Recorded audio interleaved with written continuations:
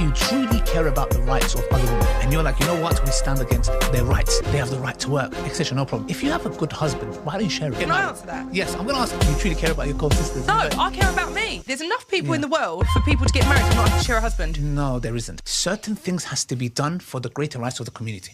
Do you know the Muta Man, the Muta Man, the Muta Man? Do you know the Muta Man who lives on Tower Lane? Do you know the Muta Man, the Muta Man, the Muta Man? Do you know the Muta Man who lives on Tower Lane? Hotel, motel, Holiday Inn. If your second wife starts acting up, threaten her next of kin. You're out of a job, boy. You're finished. You're finished. Allah, you're finished. You're finished. You're finished. Allah, you're finished. Us Dawah guys are just perverted individuals. Allah, you're finished. Aha! Aha! All right. We are live. Hello, everyone. Lewis says, just came from Hatun. Phil says, I'm on time. Yes, we purposely started so that we would start just as you got here. That was what we were waiting on. Welcome back to Reasoned Answers, everyone. Your home for the crackhead clown individuals. Today, we're going to be talking about women, the danger of a woman, you might say. I'm here to talk to you about the danger of a woman. We're going to be talking about so-called marriage in Islam. Islam doesn't really have a concept similar to Christian marriage, but for convenience, we use this term. We use the term marriage to describe what Islam calls marriage, which is actually just a contract that legalizes sex. There is illegal sex and there is legal sex. If you are married, sex is legal. If you are not married, sex is not legal. And that is, in fact, all marriage is in Islam. It is simply a contract that gives you the right to have sex. The purpose of marriage in Islam is twofold. It is actually first and foremost for procreation, for giving men the right to be the father of children. And secondarily, it's for the pleasure of the man. Notice how everything is phrased from the man's perspective. And we're going to look at a couple clips today. And then we're going to dive into a program that someone sent me, a podcast episode titled Muslim Marriage Predators, describing the activity of especially famous da'is, but it could be applied to Muslim men in general. They don't necessarily have the same opportunities, but they probably have the same desires. Stories about how they are going to conferences in a foreign country, for example, and they don't take their wives along with them because that would cost money to buy a second plane ticket or whatever. So they just go ahead and get married to someone who they meet at the conference, have sex with them, and then get divorced. And apparently, according to the Muslims who put this podcast together, this is a widespread problem within the Islamic community. Obviously, they personally are opposed to it, but they say it's very widespread. It's something that nearly everyone in this scene is doing, and it is making a complete mockery. They might not say this, but I'm saying this, and to be clear, it makes a complete mockery of the concept of marriage. Your brother in Christ sent me a couple clips. So before we get to that podcast, we will look at those. But first, of course, he is here. So we should introduce him. Yes, I am the not Mary for the stream. Just to let you guys know, I'm the substitute Mary. Mary, get well. But yep, I am here to help expose this fun side of Islam.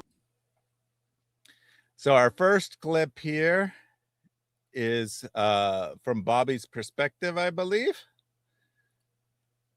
Bobby, we could also call him Bobby Women Hater, because he who was that before he started the grift of pretending to be a Muslim.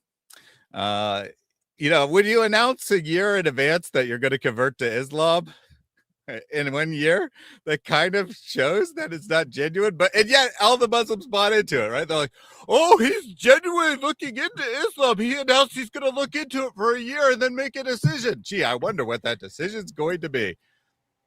If at least it proves to work, right? If no one paid any attention, maybe he wouldn't have, quote unquote, converted to Islam.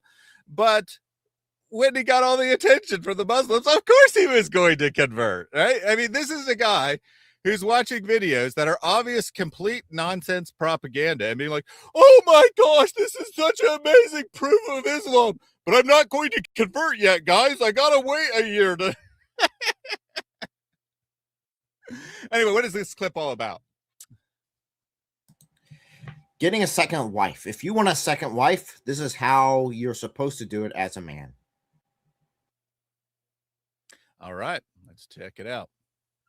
If you as a man want to have a second wife, then go and have a second wife. Simple as that. But she's gonna leave. Okay, let her leave. Yeah, but then... What but then? If you are man enough to get a second wife, then you're man enough to get a third wife as well. If the first one wants to leave, let her leave. I mean, that just sums up Islam's exactly what you're saying about Islam's approach to marriage. It's just this contract, and if the woman wants out of the contract and she doesn't like the fact that you want to have multiple contracts all going on at the same time, just get rid of her and get a new one. Just go trade in the old model and get a new model. That's it. If you're it mad sounds enough like you're to just get a trading second cars. wife, you're mad enough to get a third wife.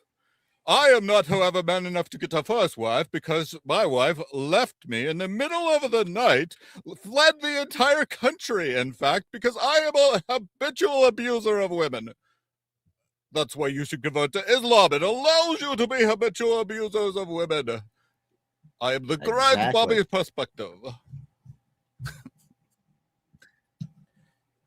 Then we got Daniel Hikachu, the ultimate Muslim expert on all things, right? Yeah. And so at this video, before he gets into the subject, he has an important ad for us. What is this ad all about? A wonderful marriage counseling. It's a marriage class that he is now putting on in Istanbul, that they will be hosting. And if you're married, if you're single, if you're divorced, this marriage counseling is for you. I'm not sure about the divorce part because the divorce part seems like it might be a little late for marriage counseling, in my opinion. But it sounds like it's window shopping for more wives for him. That's what it actually sounds like.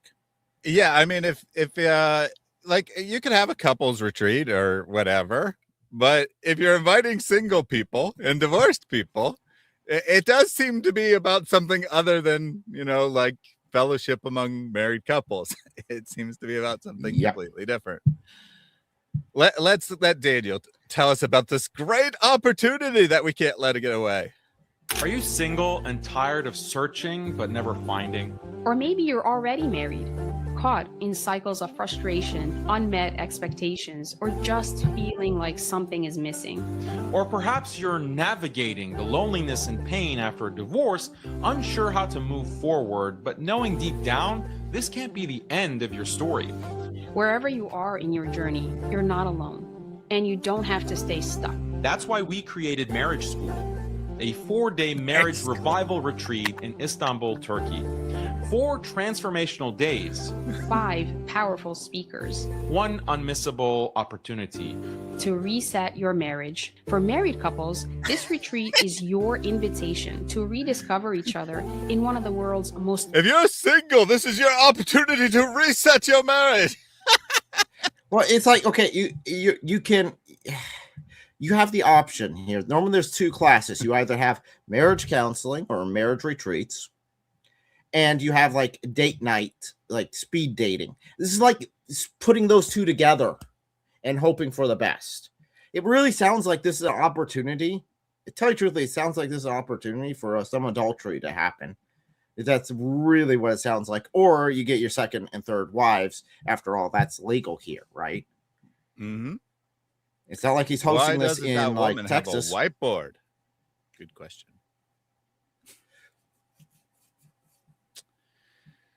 But yes, exactly. I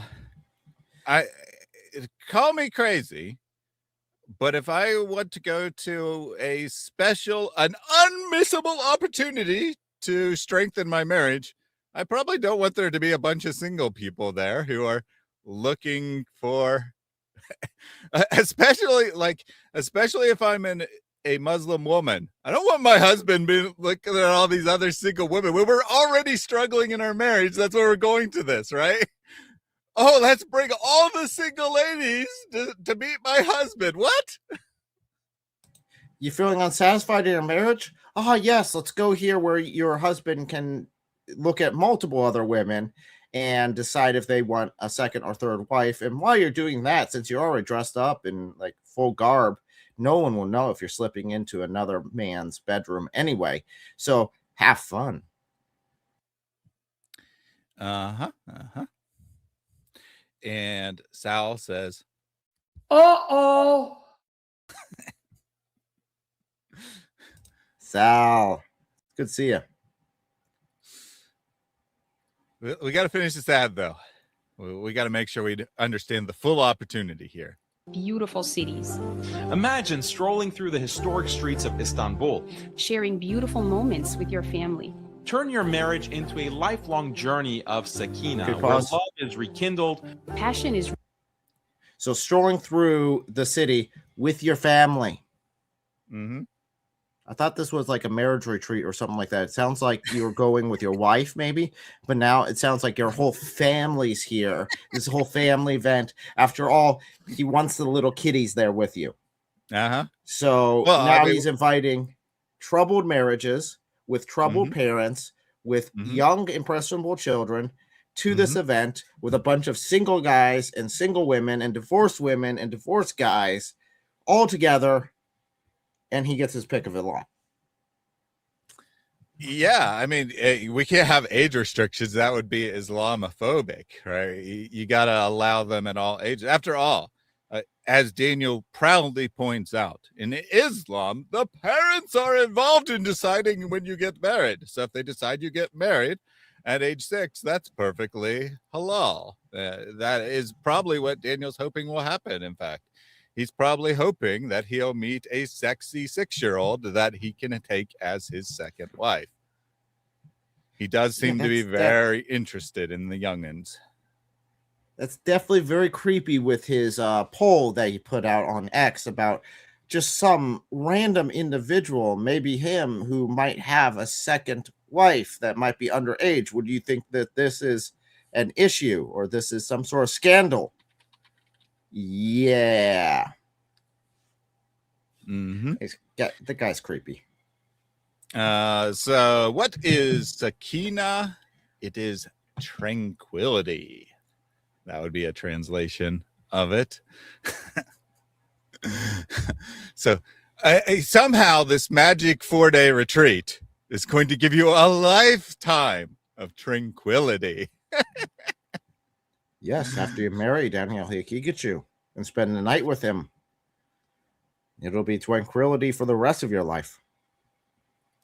She looks 9 years old on screen. That's not fair. That's not fair. You can only see her eyes. You have no idea how old she is. Yeah, but it's still, I'm wondering about that whole 16. Whenever Daniel was talking about that, he was very clear on the 16 number, and it had nothing to do with the topic at all with Mohammed Hijab. It was very creepy. Mm-hmm. But she is being allowed to speak. No whiteboard for her. Daniel is very progressive Muslim. He allows his wife to speak on camera, as long as you can't actually see her. Renewed, and your bond deepens through inspiring seminars, workshops, and experiences designed just for you. And for those sisters, I wonder what those experiences are. I wonder if they involve a special guest in your bedroom. Special private meeting. We have a yeah, it's a special private meeting with Daniel Hikatu. Special offer for you. Sign up and register, and your mahram joins for free. This is only for a limited time. Register now at the marriage school at globalummahretreats.com. What? Okay, I know that you're allowing singles, but you're selling this as a marriage counseling, right? Your mahram joins for free. Your guardian, right?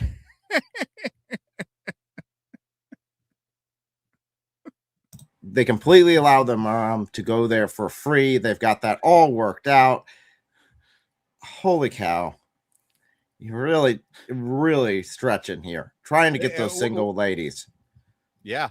And why do you need your mahram there? Well, because you might be married before the 4 days are over. So you need to be prepared, right? You need to be prepared well, so that you and can get married as quickly as possible.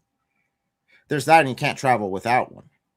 So you have to have, women have to have some sort of male presence there at all times to make sure they just don't go crazy.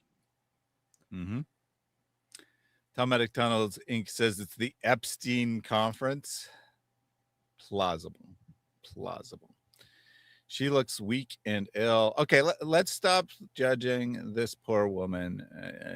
She is Daniel's wife. We should be feeling sorry for her, not judging her. She's the victim of Daniel. Come on. I do agree, however, that she definitely seems to be considerably younger than Daniel. She might be 18 or 23. I mean, Daniel's probably like in his 40s, but she definitely seems to be very young, which is not surprising. This is Daniel we're talking about. See you in Istanbul, inshallah.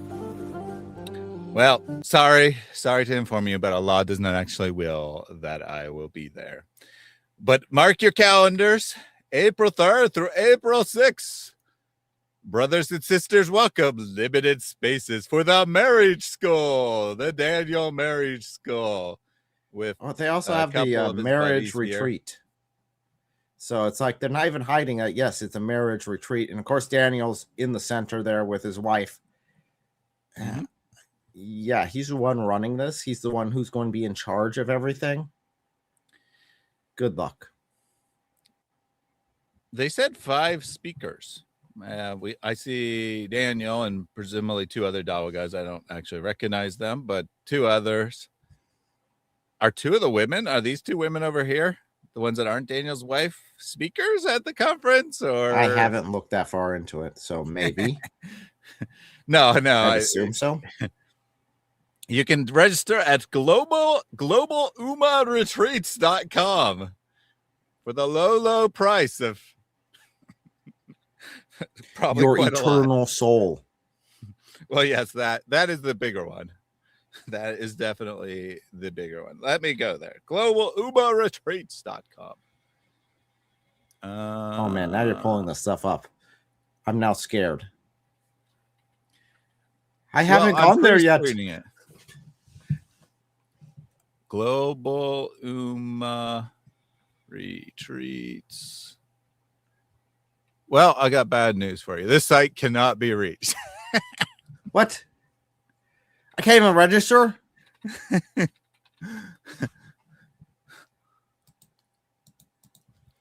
Oh, there we go. Second try to get it to go through. All right. Marriage school, check availability. Yeah, I'm not going to hit the check availability. Oh, there's more messages from Daniel and his wife on why you should join. Yes. Very good. I just want to know how much it costs. There was a thing at the top that said view dates and prices. Yeah, how much is he charging to possibly? Oh, you got with two his options. wife? You can register for the 3-star experience or the 5-star experience. What does he qualify as the 5-star experience? Wow. Okay. So the 5-star, you get all seminars and workshops, buffet breakfast, lunch, maximum comfort and convenience, free segregated gym, free segregated swimming pool, and spa facilities that are not free. So I don't know why that's actually listed as an amenity, because if you have to pay for it, it's not part of your purchase price. Anyway, for the 3-star, I guess it's a different hotel that isn't the same one as the conference. You still get breakfast. Looks like you don't get lunch, and you have to walk there. So basically just a cheaper hotel. Basically, that's the only difference between them. 5-star for a single, £999. So I don't know, like $1,400 or so. For a couple, £1,400, let's say $2,000, or a family, which includes an extra bed and or cot. Yes, I'm gonna make my kids sleep on a cot. Anyway, £1,549, or the 3-star, you save, I don't know, 200 and some pounds over them. Or this doesn't include your play play tickets. That is kind of disturbing. Right. This is just the accommodations, of course. But if you want to go the budget option, you can get a single room, or you can be assigned to share a room with a stranger and save a little bit of money. That's not dangerous at all. I mean, I assume it will be the same gender, but still, that's a little disturbing. And then, if you don't need the hotel accommodations, then it's only £175 or $250 for a couple. So there you go. The frequently asked questions: can I bring my children? I mean, clearly there was an option for a family room. Children yes, he are wants you welcome. to bring your children. Children are encouraged. He wants to know your children personally. Family friendly retreat. I want you to feel comfortable bringing your loved ones along. Imagine bringing kids. Okay, so this is an event that's supposed to, in theory, increase intimacy between spouses, right? I know there's like singles and other weird going on, but in theory, that's supposed to be the case. So you're going to go to this seminar, which obviously has a marriage theme, right? Is obviously intended for adults. And you're just going to bring your small children into the conference. That won't be distracting at all. Who is this retreat for? It should say everyone. Yeah. Open to singles, divorcees, married couples seeking to strengthen their relationship, and parents who wish to support their children in the journey towards marriage. So yeah, it says right there, bring your children so you can get them ready for marriage, no matter how old they are. Will this help? Yeah. Oh. So who's this actually for? This is for Daniel Hikikachu. This seems, again, like window shopping for him for a new wife. Oh, that seems to be a big fan here. of his. Will this help me search for a spouse? Yes. As part of the retreat, we have a dedicated, fully Sharia compliant matrimonial segment where participant details are exchanged in a professional, respectful manner. So yeah, speed dating available at the retreat. Who is this retreat for? Who is this retreat for? Great site. Is it open to both men and women? No, it's clearly not. Only couples are allowed, but it's only men only. What? Why is that a question? Will there be child care? Oh, child care is available. Daniel will be leading the child. Oh, care. yeah. Those children are going to be well cared for.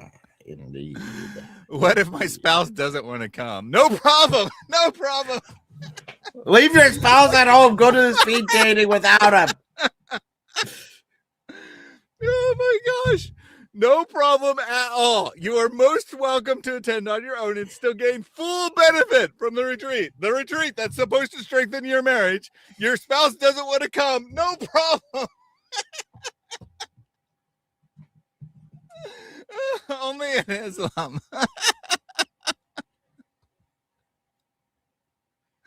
That literally does show, it does tip their hand, though. That really shows that has nothing to do with actually strengthening marriages. This whole thing is to get people there to basically have an orgy or have sex in some way, shape, or form. That's what it comes down to, because that's the only reason that's like, oh, your husband doesn't want to come with you, or oh, your wife doesn't want to come. Don't worry about it. Just leave them there. You don't need them for this marriage counseling. What? Oh, and it's speed dating. Speed dating and marriage counseling. So yeah, come meet more single people. Come spend an entire week with single people or whatever, 4 days with a bunch of single people who want, partners, and yeah, leave your spouse at home. Mm-hmm. Yeah, that doesn't sound hide your children, hide your wife, and hide your husband too. Yeah, and don't forget the goats. Will sensitive topics like intimacy be addressed? Yes, of course we'll be talking about sex. Come on. These important subjects will be covered with wisdom, professionalism, and within the boundaries and etiquette of Sharia. Oh, yeah. And also, private meetings will be available. Bedrooms.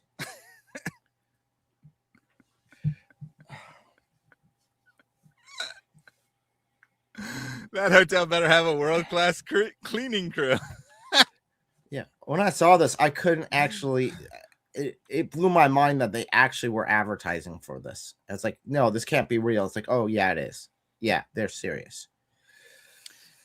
Yeah, Jack, I think that the reality is probably that a bunch of horny single men will sign up for this, and there'll be very few women there. I think that's probably what will actually happen. Yep. Just like going to recreate, site, right? They're going to recreate the night of Al-Zut.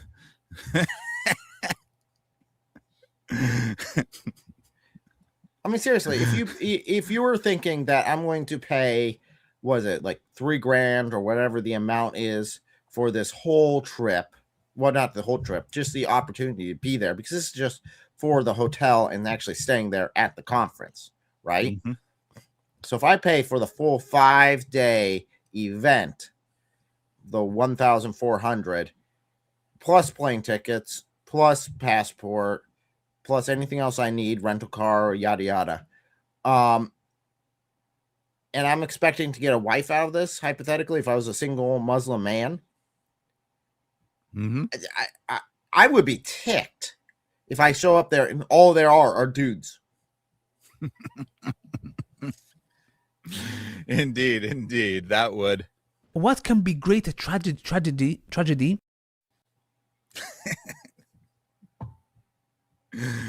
I'll get there, and then they're like, there's just a bunch of dudes here. What am I supposed to do? I thought I was going to get to bang a hot new wife.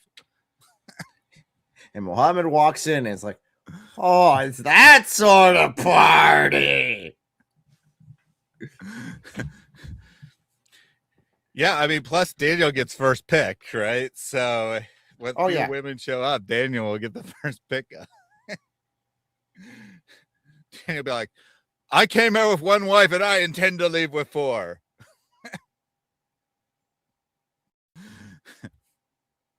Well, it sounds expensive, but remember, this is the 5-star treatment.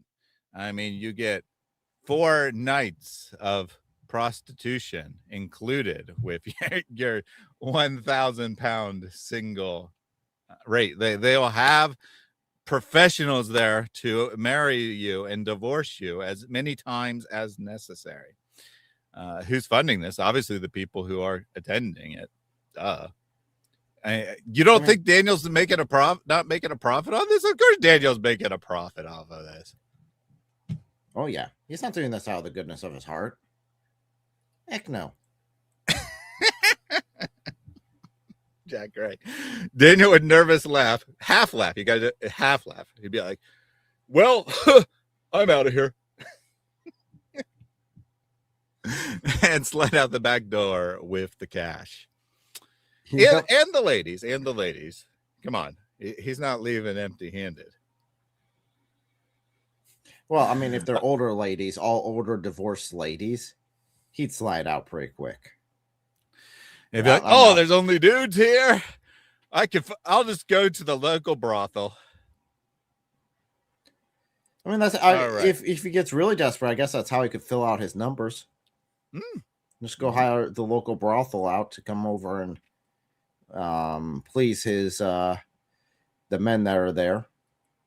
Yeah, maybe that will be part of the arrangement, right? Maybe he'll have hired some workers to be available for marriage. Pull a Hamza's den. Referring to the scamming people for money, of course. I don't know of any accusation of Hamza running a brothel, but I do know that he scammed his patrons for substantial money, because I have debts, people. I have personal debts from all of my terrible decisions. And by the way, I am going to be flying to Dubai next week to sign a contract. I could just sign it over email for free, but I'm going to fly to Dubai to sign a contract for my Islamic clothing store business. Yeah, sure. You're totally not just taking a giant vacation and calling it a business expense.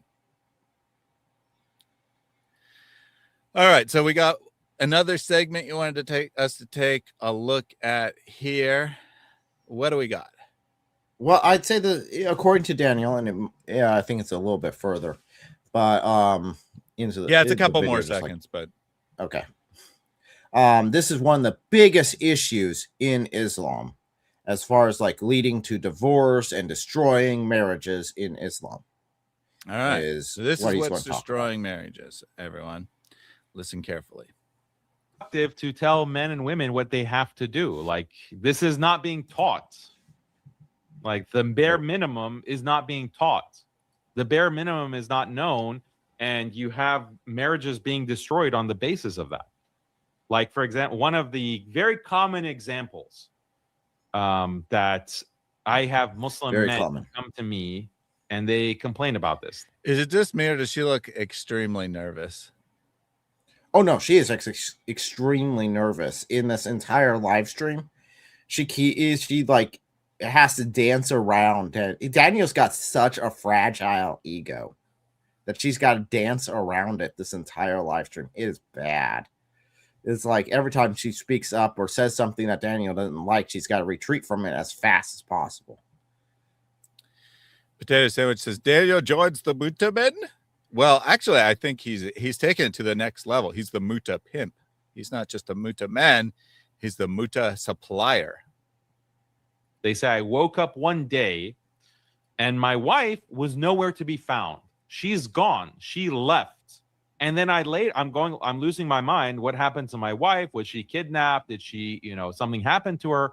And I find out the next day, or maybe in a week, that, she went to her in-laws or she went to her family, my in-laws. Her she, in-laws. left. She traveled. She Daniel. Got on a plane and flew to the other side of the country or another country to go to her family. And she didn't even ask. She didn't even inform me. And I think he might be talking about Bobby. I mentioned it earlier. His wife disappeared in the middle of the night, took their children, and fled the country because she was so desperate to get away from Bobby. I think he's trying to blame the woman here. But if someone leaves without notice, he's blaming the woman.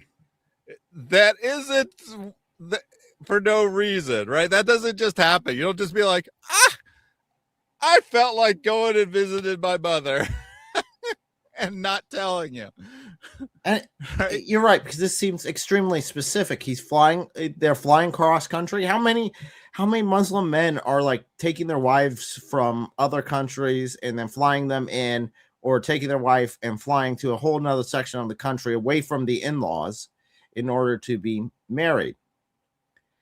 In this video, he pushes that, you need to have a community. You need to be with your like in-laws, and it's really good to be with your in-laws and your parents and all in this community.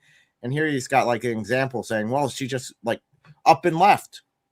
Now, Mhm. why is that an issue? He'll tell you shortly.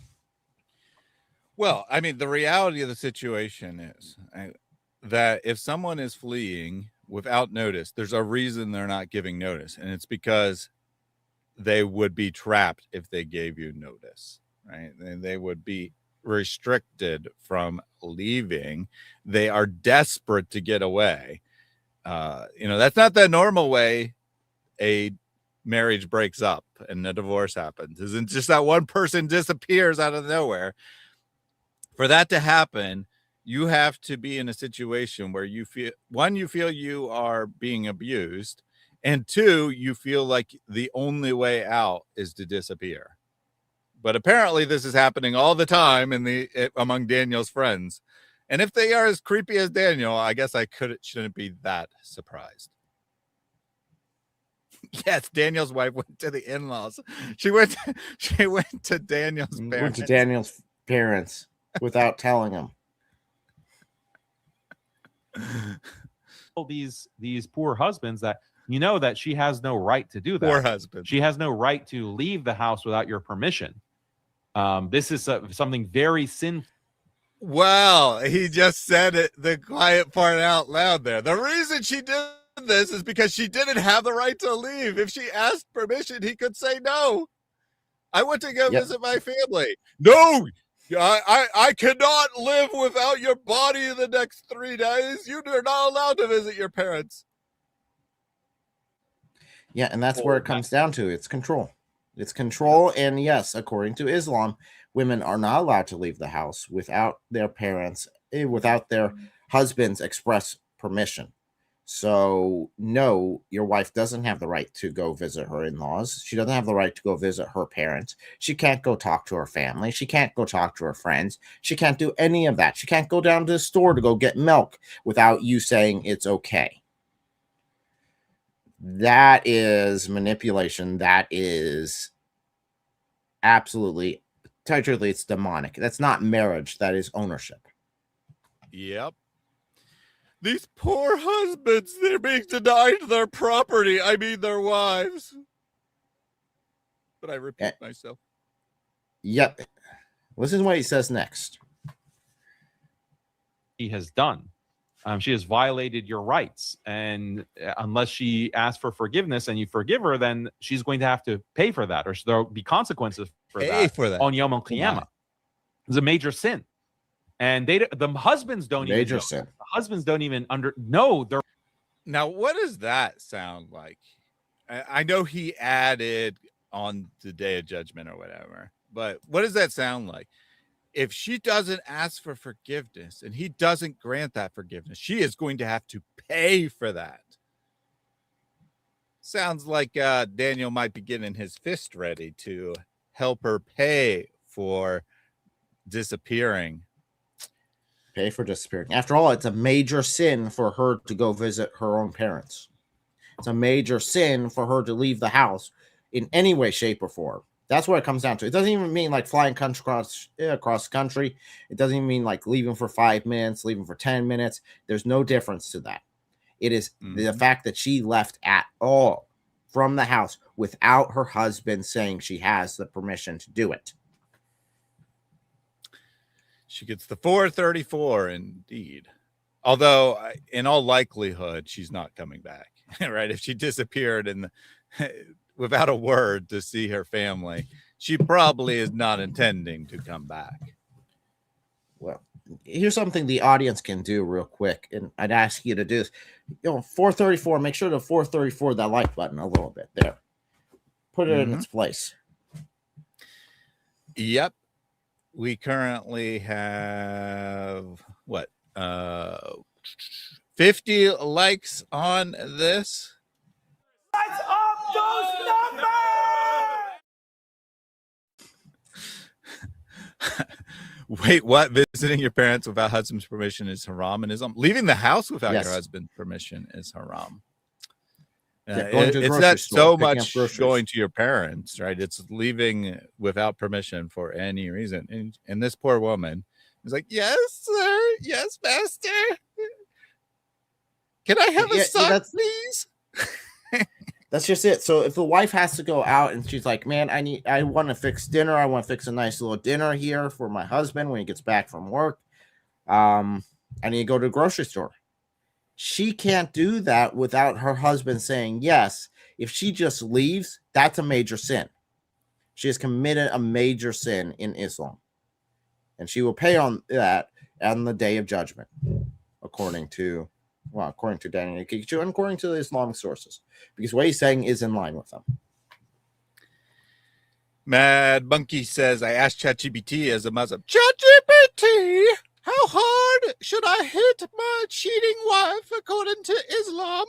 It went on a 40-minute roundabout to cover it up. Well, I'll answer your question. You should not hit her in the face. That is the only actual restriction. You're not supposed to hit any living creature in the face. Whether that's a woman, a man, an animal, you're not supposed to hit anything in the face. But other than that, no restrictions. Up to you. However much you think is necessary. Rights, let alone the women who are just flying off and abandoning. And so this causes so much strife in marriage when you don't know the basics. You don't that knowledge of the basics are not being taught. Why are they not being taught? Exactly what you're saying, Khalid, because of feelings. That knowledge of the basics, that you're a piece of property, you're under complete control of your husband. If you don't have that basic knowledge, marriage is just not going to work out. Not at all. You gotta make sure that the wife submits to the husband in every way, shape, or form, and the husband has basic, like he has full control over the woman, full access to whatever he wants, whenever he wants. Even if she's fasting, he can just go ahead and have sex with her no matter what. And the husband just needs to provide the bare minimum of a tent and bread and water. Mm-hmm. Yeah, I mean, if she is in her prayers to Allah, he's allowed to grab her and throw her in bed. And then Allah will punish her for not completing her prayers. But also he would punish her if she resisted. So she's screwed either way. In more ways than one, I suppose. Because you don't want to offend women and say, oh, you have these obligations. You have these responsibilities that you can't violate. And if you do, you're risking your afterlife. Like, don't think that it's just between you and Allah. Indeed, you are risking your afterlife, right? Yep. According to the authentic traditions, if women do not please their husbands, they will be subject to hellfire. And indeed, the majority of the inhabitants of hell will in fact be women, for this reason, as well as their natural deficiencies that Allah created them with. As a woman, you are just utterly screwed in Islam, right? You just have no ability to do anything. You have no ability to please Allah. You have very, very low opportunity to get into heaven. And if you do happen to get into heaven, then your husband automatically gets brought up to your level of piety, no matter how horrible of a creep he was. But unfortunately for you, if your husband is, like a great imam or something, you don't get any benefit from that.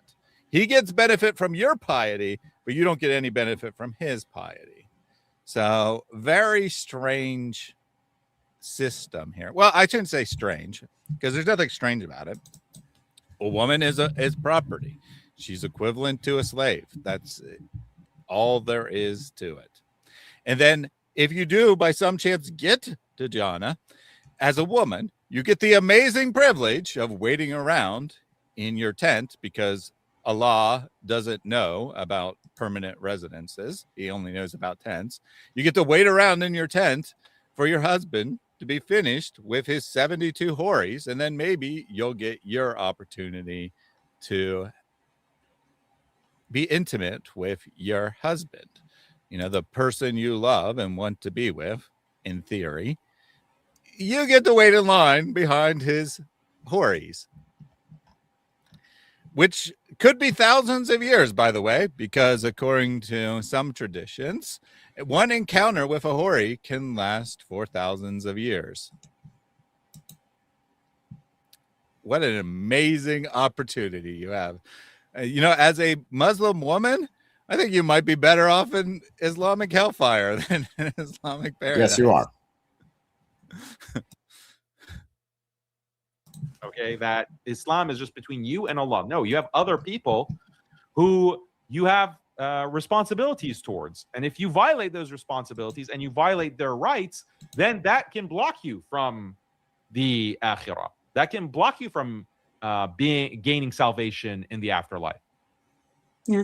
And another thing, Daniel, that imagine that, right? Daniel, keep in mind, this is his wife, right? He's saying these things in front of his wife, meaning like, if you don't serve me, I mean, he's not saying me, but considering that he's talking with his wife, he is.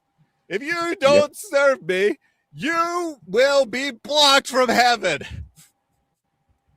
If you're an inferior quality slave and I'm not satisfied fully, then you will be blocked from heaven. This is just the way it is. I can't understand why you don't know the basics of Islam. In Islam, this is the basics. Everyone knows this. But unfortunately, our ummah is just so ignorant. They don't know how low and pathetic women are in Allah's view. And he's saying, after all, women are just animals. According to Islam, they are equivalent. So, as Aisha said to Muhammad, you've made us equivalent to donkeys and dogs. And Muhammad doesn't deny it. He just says, what do you mean? And she explains it. And he's like, okay, you're right. Donkey. Don't cross in front of me.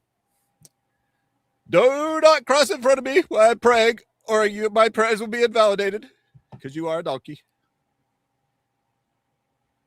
I'm reminded of is like in previous generations, like just like a generation or 2 or 3 ago, whatever, however far back you want to go, there may have been this rebellion against what people felt was rigidity, like too much orthodoxy, like, oh, everything is rules based and everything is so harsh and rigid and there's no flexibility. So I think some parents, maybe the generation before us or a generation before that, like people's parents, basically, so people now our age, basically like, they have grown up and their parents. Sorry. My wife's brother is married and her brother's wife did that. My wife's brother is married and her brother's wife did that. I think he's trying to say that his wife's brother was abandoned by a woman. I think that's what he's trying to say here. So well, I mean, then it pulls us up. See, I'm right. It's happening everywhere. Well, I mean, that's the only option you give the women left. I mean, is just to run, is just to drop everything and run from their lives in order to save themselves. That's bad. And if it's an epidemic, then that's not like, oh, see, these horrible women are just leaving their husbands left and right. It's like, well, how are the husbands treating their wives? Now, again, in Christianity, we're told to lay down our lives like Christ laid down his life for the church. Like Christ loved the church. That's how we're supposed to love our wives as husbands. Yes, husbands are to submit to their husbands, but then husbands, go and die for your wives. Go and sacrifice everything you have for the betterment of your family and of your wife. And you don't see that in Islam. You just see the first part, and it's like, okay, we're just going to imply all women have to submit to their husbands in every way, shape, or form. No questions asked. You can't even leave the house because it's a major sin for you to leave the house without your husband's permission. Oh, but you see, you're just a hypocrite because according to at least one interpretation of the Bible, women are not allowed to be pastors. Therefore, you're just a hypocrite because this is exactly the same thing. Got it. In case you don't get it, that's what I've been told by multiple Muslims, that this is us being complete hypocrites, right? Because not that women can be imams or anything. Obviously, they can't be, but because in many interpretations of Christianity, women are not allowed to be pastors or priests. Therefore, we're just a bunch of misogynist, sexist freaks or whatever. Meanwhile, Daniel's like in front of his wife is saying, women are property of men. Everyone knows this. And she's like, yes, you're so right, Daniel. I can't believe women don't understand this. Yeah. Who ate the apple?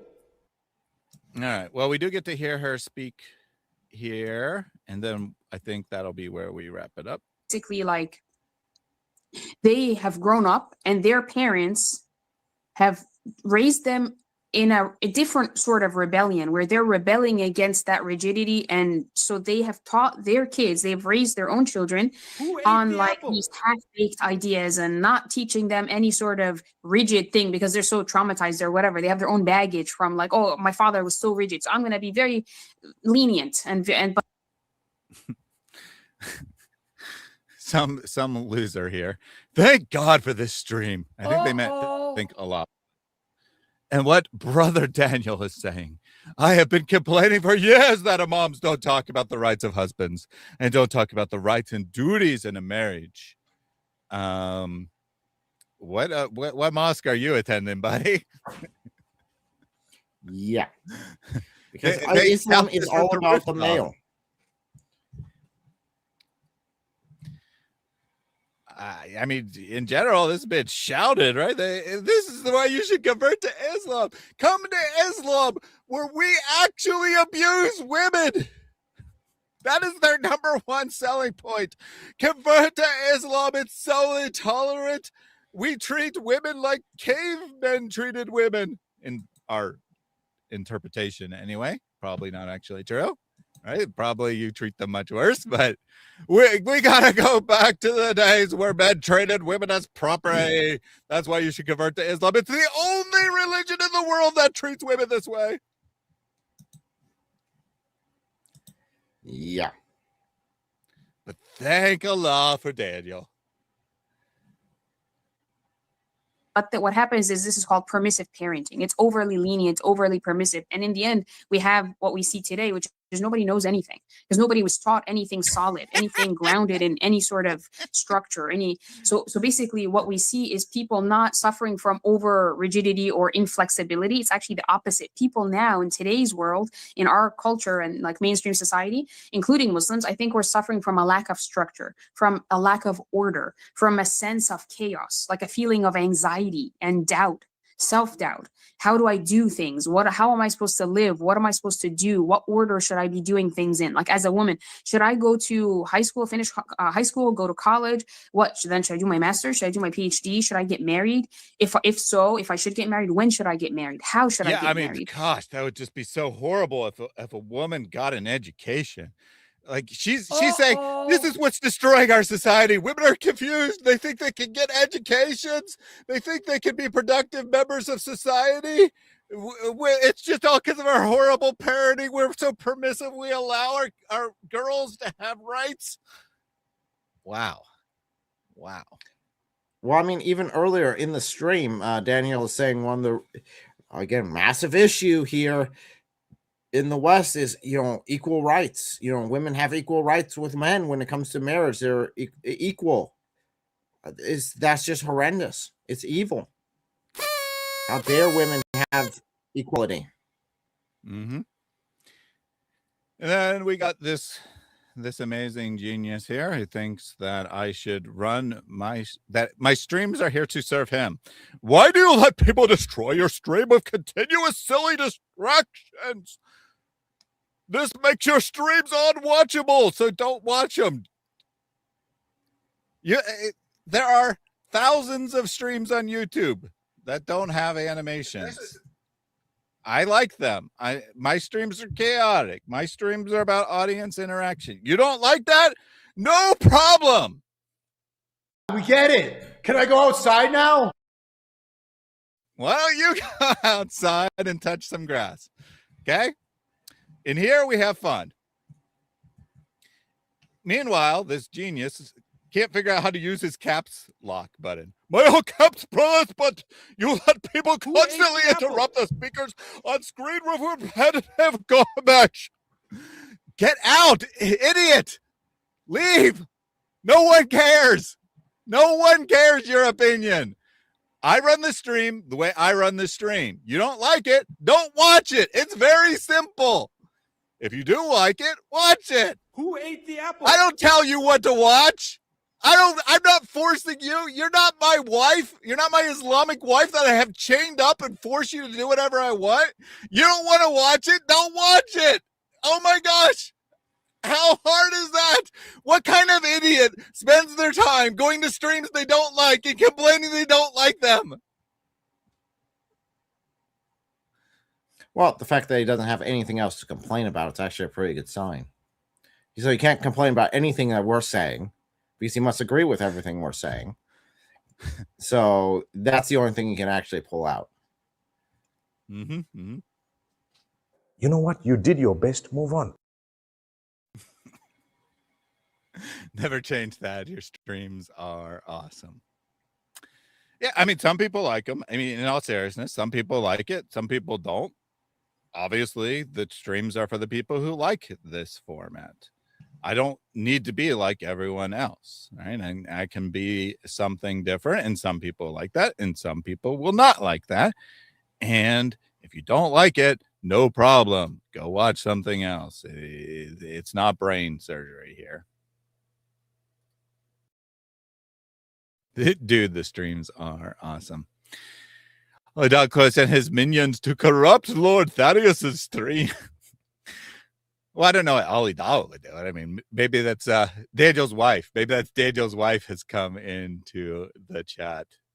Maybe Too Bad Islam Choices is actually Daniel's wife. Who knows?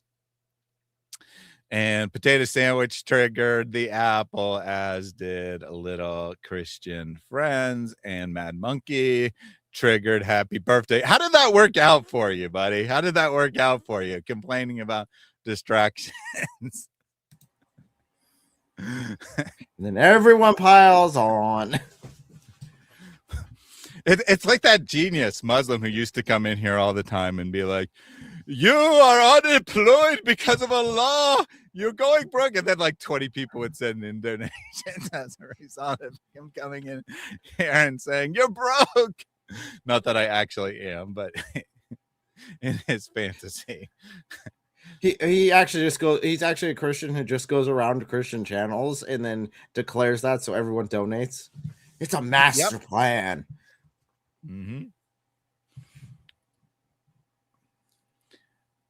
As someone who has worked with children, trust me, the stream isn't nearly distracting as some people can be.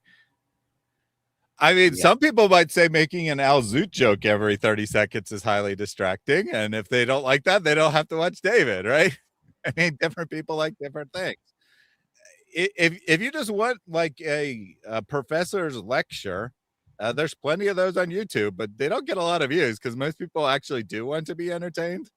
Most people don't want just straight information. Gotta love this stream, man. If you love this stream, be sure to hit the like button. And by the way, don't forget, we do have the new Animal Apologist, debuted last time, the hyena that you can trigger as well. Of course, we also have the ape and the goat. So you got your choice of animal. Let me take a couple. I can't answer this question in a 20-minute interview, nor is it wise to do so, which is why I never brought this topic up myself. You will not find one lecture of mine about this issue. It should never be brought up in public. And I don't like these idiots, and they are idiots, wallahi. This is not something you discuss amongst the masses, ya akhi. It's not wise. I encourage anybody who is really interested to go deep to take the class. I do this class. It'll be 1 year later. Giving some big amounts. thank you for blessing us by giving these issues some much needed attention. God bless.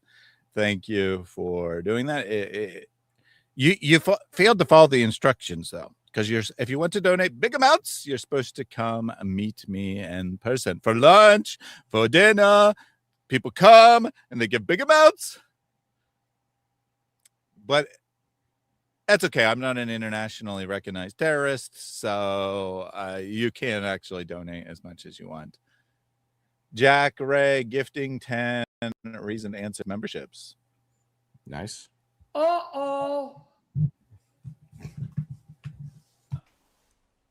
If you frequently say it, Allah would pay off your debts. So you can refer to it back again, inshallah. Jack got in. He got in the halal hog, perfectly timed there. So it said, "Uh-oh," and then it played. So if you frequently say, "Uh-oh," Allah will pay off all your debts. So you should refer back to it back again. Uh-oh.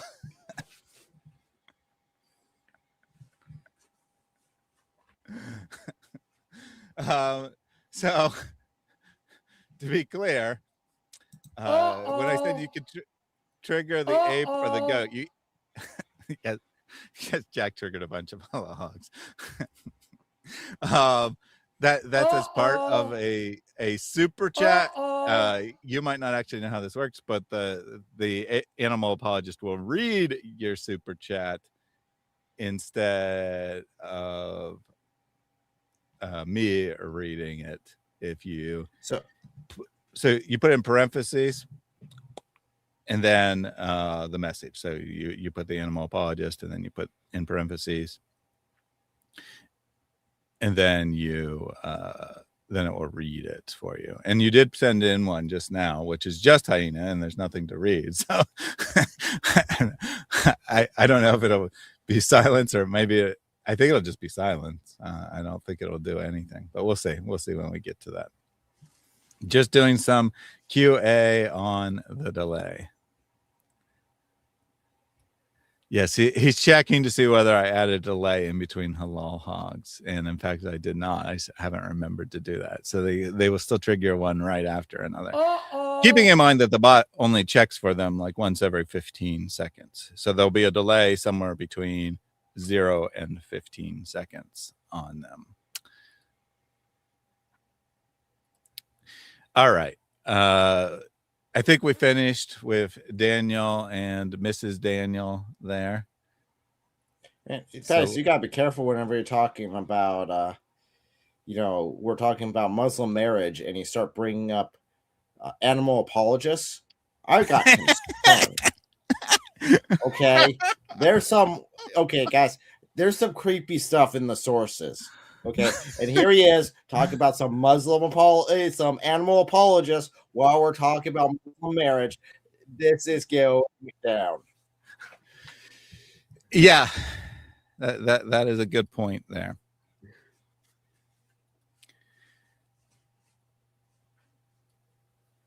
You definitely have to be careful when it comes to these things, because you never know what's going to happen. And Jack apparently triggering a bunch more halal hogs. Thanks, Jack. Your quality check worked or didn't work. I guess it depends on how you think about that. But either way, you triggered a bunch more of them. Good job.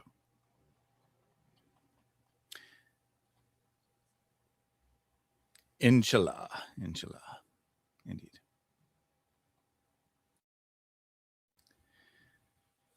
I'm getting hungry. I might need some enchiladas here pretty soon. Hashtag save the goats. Indeed. That's not the kind of animal apologists we're talking about. Yeah, save the goats, save the donkeys, save the dogs, save the cows, save the sheep, save the it gets bad. It just keeps on going. So we're now going to come to this video called Muslim Marriage Predators. It is a episode of a podcast put together by a couple of Muslims. Uh-oh.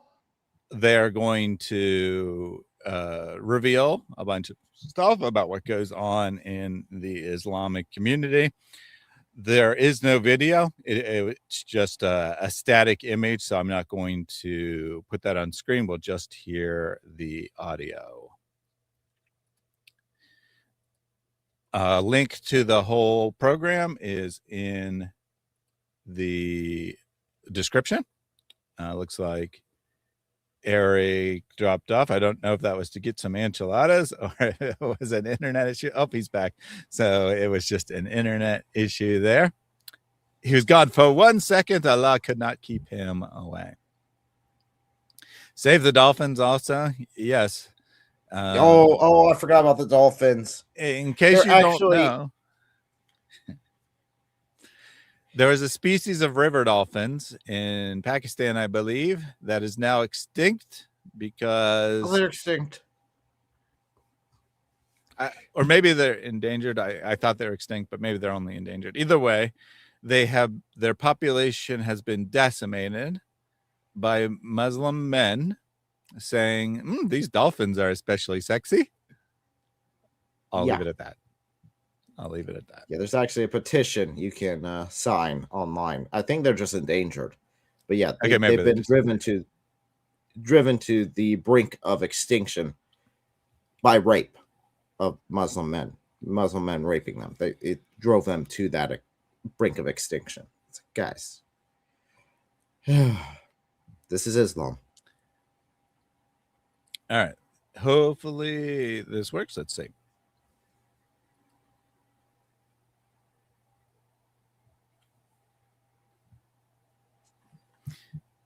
I couldn't remember exactly. I had it ready, but then we played these other videos, so I couldn't remember exactly where it started. Let's try forwarding a few seconds. There we go. Oh, except you guys aren't hearing it. So let me. Oh, I'm hearing it. The audience wasn't, though. Let me reshare it. Yes, raping dolphins into extinction. Yes. Probably should do another video on that. All right, let's see now.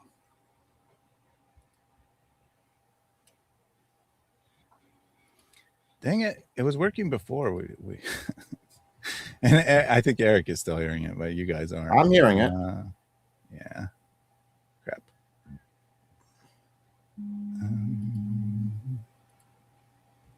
But I'm looking at the audio signal and it's not going out to the audience. I might have to actually put it on screen. We'll see. So there's a question saying, what won't Islam have sex with? There literally isn't anything. I don't think there's anything forbidden at all, actually, if you do it in the right way. If it's what your right hand possesses, you're perfectly fine. You got dead bodies, you've got women. I mean, they had to, like, not too long ago, they had to put cages around the graves.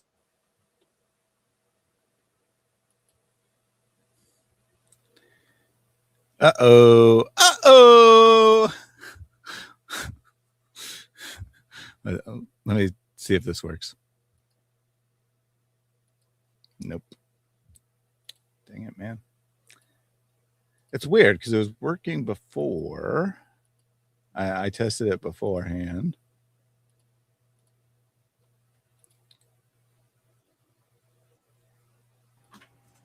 You were saying about cages? Oh, yeah. They had to put cages around the graves of young women who died because they were having problems with grave robbers pulling them up and raping them. So, yeah, nothing is really off limits. I'll be right back. Uh-oh.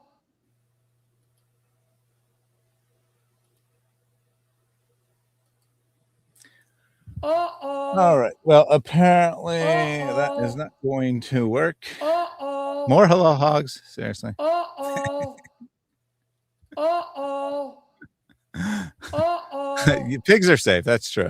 They probably won't rape pigs.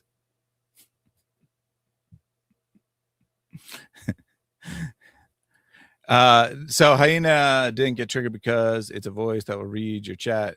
Do it like this, Hyena. We're proud of that. Yeah, so it will be triggered when I pull up the messages. In fact, let me go ahead and pull up Songs of Relief's message from earlier to demonstrate. Okay. Correction, pigs are not safe. Oh, okay. And actually, it's game. probably the hogs that I've delayed this. Whose fault is that? Oh, Jack Ray, look at that. It's probably still trying to catch up on those, and that's why it didn't play this, but I can just go ahead and manually play it. Oh, wait. Oops. Let me try that again. Act now on this opportunity, and we'll toss in a new blue plastic prayer mat. Mm-hmm. Yeah.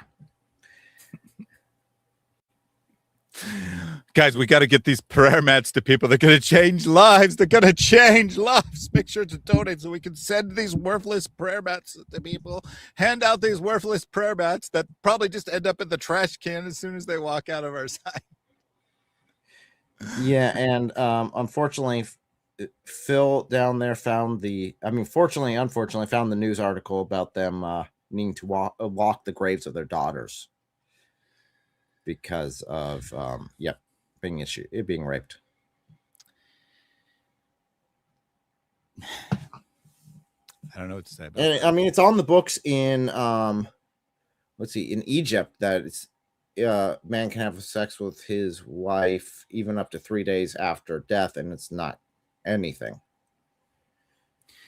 So Yeah, they put a Kevin- limit on it. Kevin did send in a super chat with Hyena, which I'll get to in a little bit. But if you want to see that news story, I'm not sure you want to, but I've already read it. I don't want to see it again. I'm good. It's there for you. Prostituting the corpses. I don't know if they're paying for the access to the corpses. Well, I mean, that could be What another business prostitution? proposal. Maybe that would be Daniel Hikikaju's next step. If you can't get enough women, he'll get enough dead women, I guess.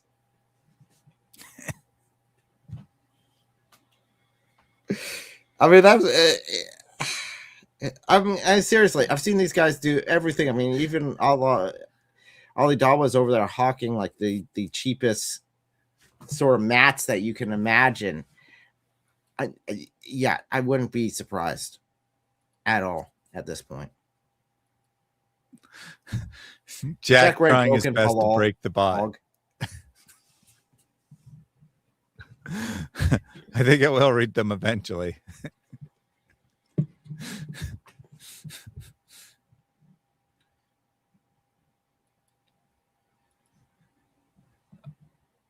Let's see. Well, anyway, for some reason I can't get it to do the audio without putting it on screen, and so you get a giant white fluff. Hey, look at the giant white screen. Because since there was no video of note, it was just a static image. I only downloaded the audio rather than waste a bunch of space on a worthless video. So it's actually just a white blob here. And one that has been keeping the chats busy. Jack Ray's keeping the chat busy. That's for sure. Indeed. Uh-oh. I'll let it catch up and then we'll start the video.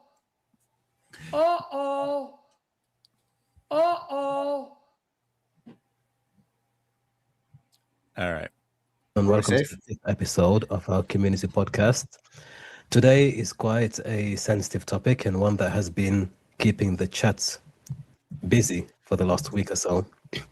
The issue of marital abuse and the issue of the victimization of Muslim women within marriage and how this affects not only the individual but our community. How does our community deal with abusers when it comes to marriage? And what should the response be collectively towards certain individuals who do abuse women in marriage, who do trick women in marriage and who do effectively discard of women once they've got what they wanted. It's a topic that has been in our community for a while. We've Can you all pause heard for a our second? stories, I'm pretty sure. If we don't, You already know what Muhammad's response was to this. In fact, he stated it multiple times. A husband will not be asked why he beats his wife. This is not something that should be asked ever, according to Islam. A man has full right to beat his wife for any reason, no questions asked. Absolutely. But what they're actually talking about is something that's even more obviously allowed: marrying and then quickly divorcing. And so that's the subject they're going to be addressing here. And originally I was just going to play one of the stories about a specific incident, but actually the introduction is quite good because they're talking about how frequent this is. He just said, we all know someone, right? Whether we've personally done this or not, we all know someone who's done this. You probably know, like 20 male acquaintances, 30 male acquaintances.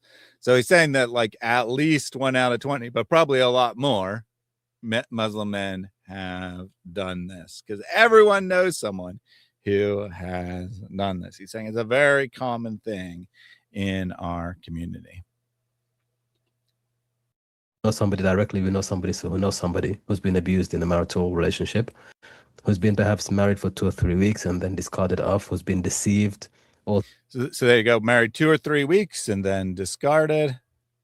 That might actually be longer than a lot of these, but same idea, right? Married for a short period of time and then discarded. And then he goes on and says, who've been tricked into it. Types of abuse within that, you could say, context. So I want to hear from the panel today. First of all, I'll ask if you... So in other words, they are not women who voluntarily enter into this prostitution, right? They're women who thought they were getting a real marriage. If to the extent any Islamic marriage can be a real marriage, they thought they were at least getting a real Islamic marriage where they at least had some rights. But no, in fact, the men had no intent to actually take them as wife in any sense.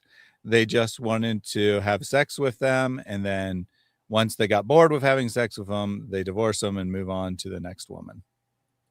Yeah, I mean, that Islam is set up for that abuse. It really is. It is completely, absolutely crafted to be on the man's side, just to give him whatever he...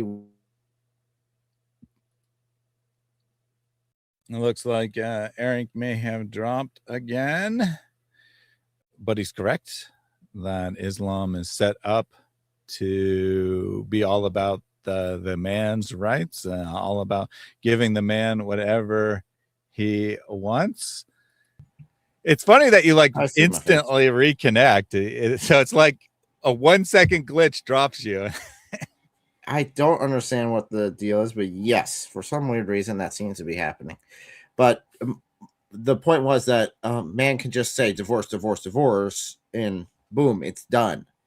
This is literally all it takes. And Daniel, in that video that we were looking at earlier on, was complaining about women having equal rights as far as getting a divorce. It's horrendous that women can now seek a divorce in the West, where this is something that only a Muslim man should be able to do. And it's like, come on. This is just so ripe for abuse. It is insane.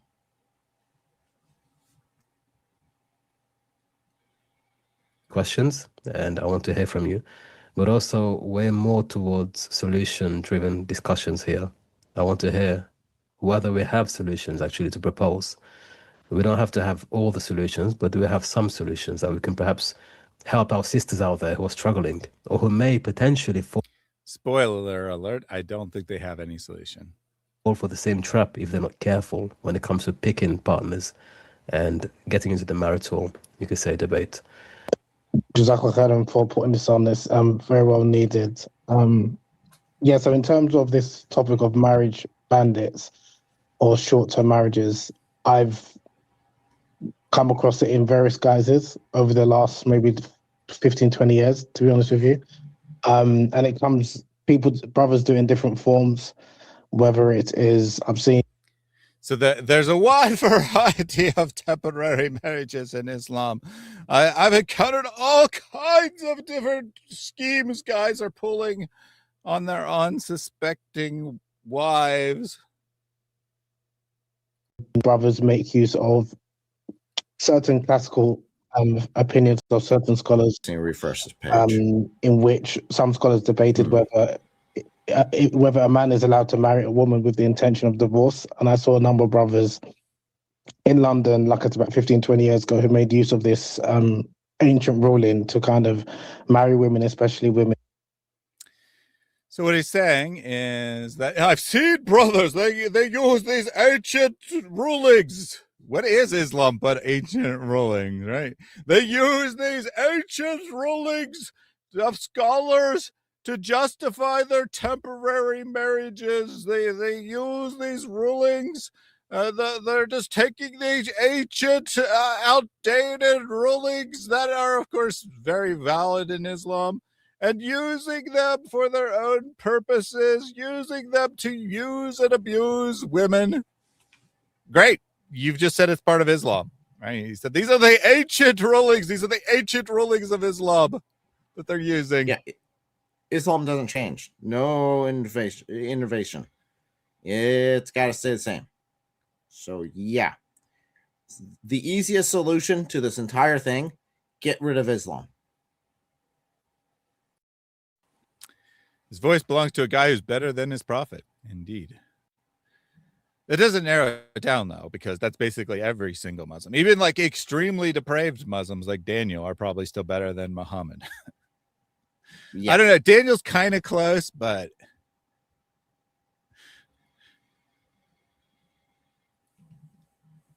who are converts or divorced women, especially vulnerable women, with the intention of divorcing them.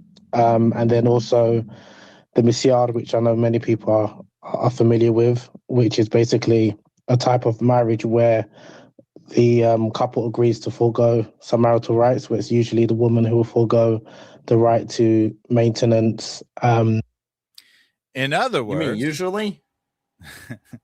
Well, I've never heard of the opposite. I don't know exactly what right the man would give up. I mean,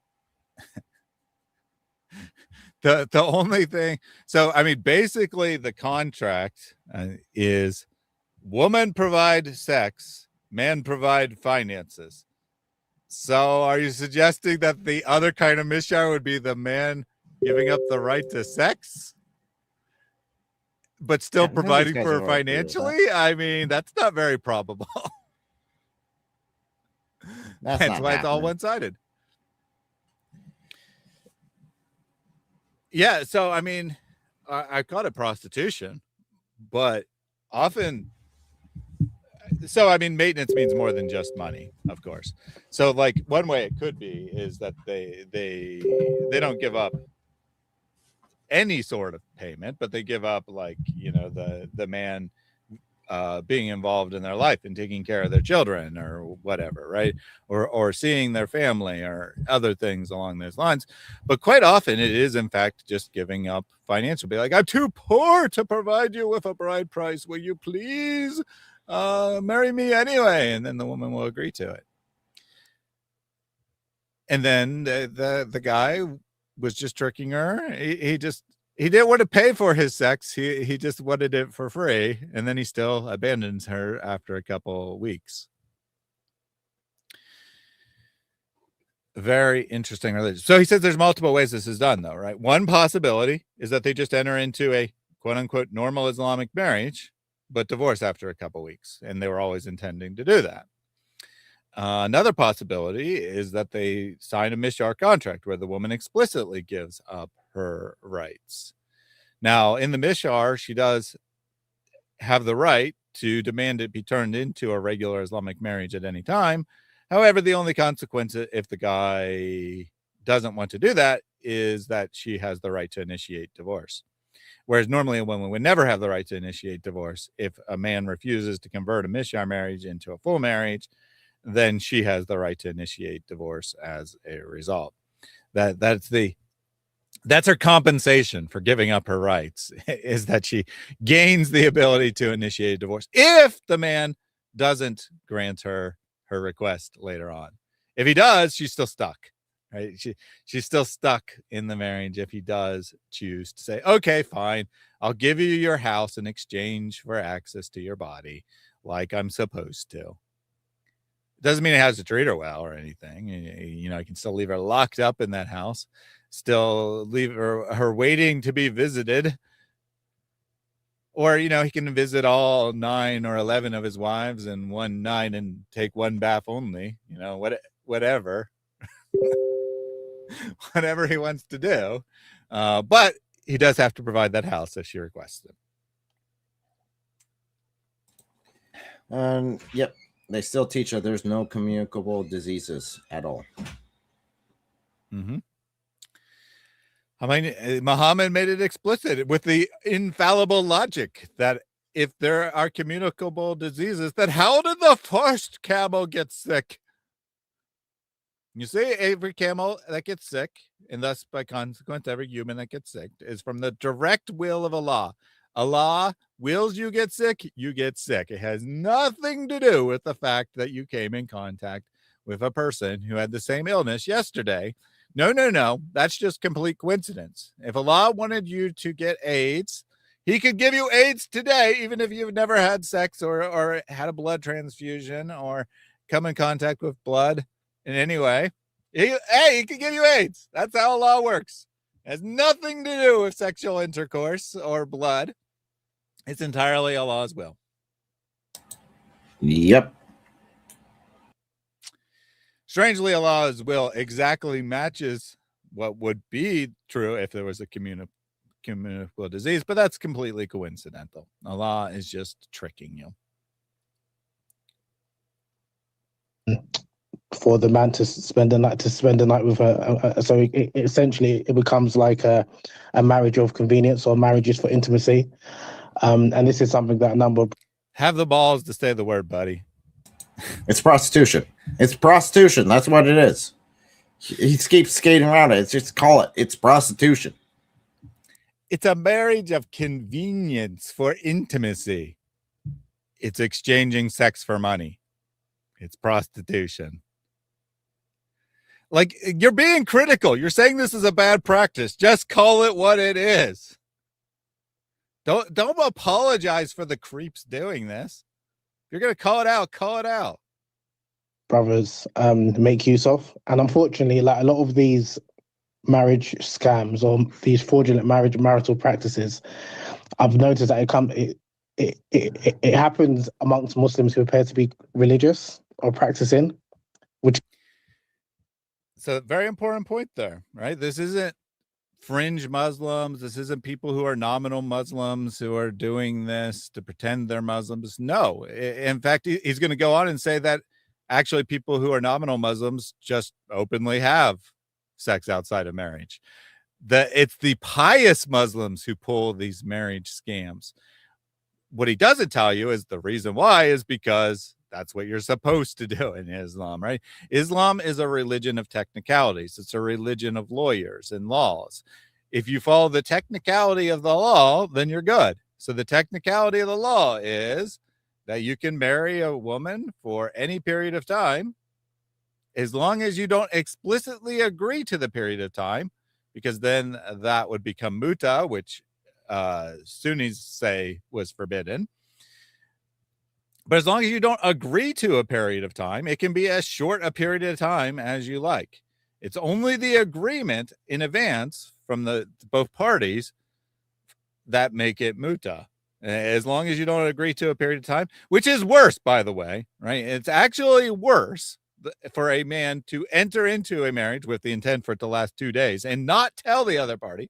At least in actual prostitution or muta, the woman knows full well what they're getting into, right? They're making that choice. It doesn't make it right, but it's still better than being tricked. Right? It's still better than being deceived. And Sunni Islam, muta is so horrible. We outlawed muta. That's why we just practice the same thing, but through deception rather than through explicit contract. What do you think, Eric? Is Sunni Islam so much better because it outlawed muta? No, it's the same thing, just different clothes. And yeah, the temporary wife has no clue when she's going to get dropped. So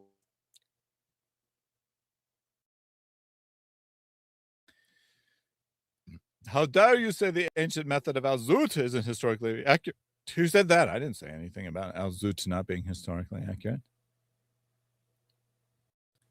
I never heard a single quotable quote or bloody anything of value my entire time watching Islam on YouTube. You obviously did not tune in to the live stream Eric and I had last night, where Ali Dalwa demonstrated his amazing math abilities. And he goes, well, you see, according to him, the guy he was talking about, according to him, that would mean there's 25. Because he says because there's 2 billion Muslims in the world, and he says 90%, so that would be 2 million, 20 million. That would be 20 million Muslims, when of course the actual answer is 200 million. And this is a scripted video, a recorded, edited video. So how dare you? How dare you say Islam never provides anything as value? Where else are you going to get that kind of entertainment? Where else are you going to get to laugh so hard at someone struggling so much with basic math and being so incompetent that they leave their struggles in a recorded, edited video for all to see and never realize that they came to the wrong answer? So how dare you? How dare you say that Islam never provides anything of value? I hope it wasn't the live stream in the al-zut sense. No, it was not. No al-zut. Those are restricted to Muhammad. Is even more like nefarious because people who are not it happens amongst Muslims who appear to be religious or practicing, which is even more like nefarious because people who are not quote unquote religious or practicing, they'll probably be dating or having relationships or what have you. But I think a number of brothers, one brother in particular that I know of who used to do this a number of years ago, he said that how did he put it? He said that the women that are best in terms of like prey are women who are like innocent and vulnerable because they're easy to manipulate. And it's something that amongst brothers, a lot of brothers. So get what he just said there, right? So he knows this guy who supposedly, I guess, doesn't do this anymore. Although actually, I think that he lost contact with the guy. It sounded like the guy was deported or something. Anyway, maybe he lost contact with him and he doesn't know, or maybe he actually stopped doing this. He got old and didn't care about having sex all the time. I don't know. But he's saying that these pious men, right, these pious, upstanding leaders of the Islamic community who are doing this practice, they are talking about how the women who are best as prey, his word, the women who are best as prey for this practice are those who are naive and vulnerable, those who have not been previous victims necessarily, or those who are divorced and thus feel they are trash because Islam teaches that divorced women are trash. He says they are the best. And he's about to go on and say, this is well known within the Islamic community that these are the type of women that you should target for your temporary marriages. It doesn't seem like it's isolated to a few losers, right? It sounds like Muhammad Hijab, yes. But it doesn't sound like it's isolated to Muhammad Hijab. It is Muhammad Hijab, but it doesn't sound like it's isolated to him or a couple other people. It sounds like it's widespread and well known within the community how to do this and get away with it. And keep in mind, these are Muslim men talking about this, right? These are members of the community talking about this. And great, great on them for actually calling this out. This video, as of the time that I grabbed it, had like a couple thousand views. Meanwhile, Muhammad Hijab, he might get 300,000 views on his video about how it's right and proper for men to marry women with the intention of divorce if it prevents them from zina, if it prevents them from having sex outside marriage. He does say it's not ideal, but it is better than zina, right? So he said, if you're going to commit zina, you might as well trick a woman into marrying you and use and abuse her and discard her because it's better. That's what Allah approves. Technicalities. Religion of technicalities. Yeah, that's what it all boils down to, right? Because it's just if you can do anything you want, satisfy any desire you want, as long as you do it in the right way. And there's always a right way for them to be done. It's like, okay, we're going to outlaw prostitution. Well, there's these ways you can actually do the same exact thing, but look at us, we're more righteous because we do it in the way we think we can. Changes nothing. Johnny Kufar said, spoiler, the Zoots were actually male camels. I don't think that's consistent because while Muhammad could ride camels all night long, I don't think a camel would ride him all night long. So don't think your theory don't yes. Yes, it could. No, don't want to think about it. But in theory, yeah. Based?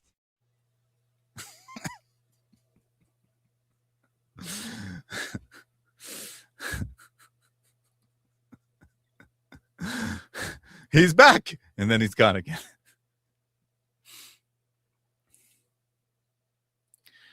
So no. So I got confused as well. And the first time I heard him say that, I thought he was saying the best are those who pray, as in are pious and do a lot of prayers. But no, he's actually saying those who are the best pray, right? Those who prey. That's what he's actually saying. That the best pray, women who are the best prey are those who are vulnerable. It sounds like he's talking about pious women, but that's not actually what he's talking about. He's saying vulnerable women are the best victims. All right, let's try. I think Eric decided to try to go with his camera off and see if that works better. So hopefully. Yeah, I don't know. I keep seeing the speed up there drop. I'm still on the same website. I'm still in the same studio. And then it asked me if I want to create a room. I'm like, what the heck? I don't know. It gets weird. It's not just a theory, it's a Zoot theory. Know about it. I'm not saying every brother in his circle group he has done it, but he knows of people. So it's something that's kind of widely practiced in a number of communities. And what's even more disheartening for me is the silence of the community. So when we find out or hear about these malpractices, and it might be of someone who is known in the community to be quote unquote religious and upright, he might be an imam or a khatib giving lectures, or someone who's online talking and preaching about Islam, but he's notorious for being a serial divorcer or having these multiple marriages. And oftentimes, so what he's saying here, first he said that everyone knows someone who does this. He says, I'm not saying every man does this, but every man knows of other men who do this. And I'm sure that's true. I'm sure not every man doesn't. But the fact that every man knows other men who do it, has people in his own circle of friends who do this, suggests it is indeed very widespread. I also found it very difficult to eat the whole apple. It kept splitting because of the tide of the moon.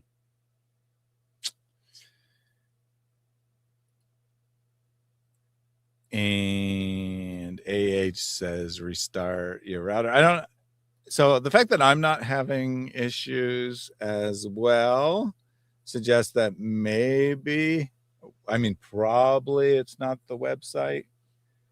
and it probably is on your end in some form or another. I don't know. But I don't know how much you heard, Eric, there, but our Muslim friend was just describing how everyone knows a man who does this. Everyone knows someone in their group. And he's saying, and even it's super common among the famous, right? The imams, the da'is, the public speakers.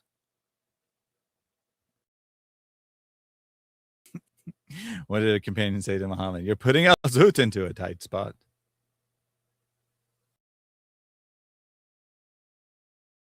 This is the best advertisement for Islam that's ever existed in the world.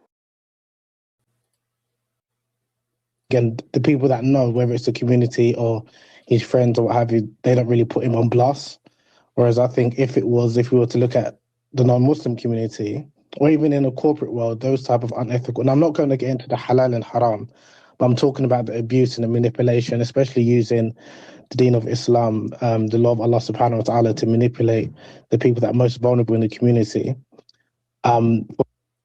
So a couple important things there. He says that no one's calling this out, right? People are not putting their friends on blast when they find out their friends are doing this. And he says, unlike the rest of the world, right? Unlike non-Muslims, unlike in the corporate world, where people would be called out for the serial abuse of women, in the Islamic community, we're just accepting it. We're just allowing it to take place. But then he goes and says, but to be clear, I'm not talking about halal and haram. Why is he not talking about halal and haram? Because there's a good reason to say that it is halal. It is allowed. Now, being allowed doesn't mean it's required, of course. We say, I'm talking about the ethics. I'm not talking about whether it's haram or not. I'm talking about whether it's ethical or not. So he's admitting that it might be permitted by a law and still be unethical. And he says, everyone else is better than us. Muslims, we do this. Muslims, we don't care. Everyone else, the non-believers, the secular world, they're happy to stop this.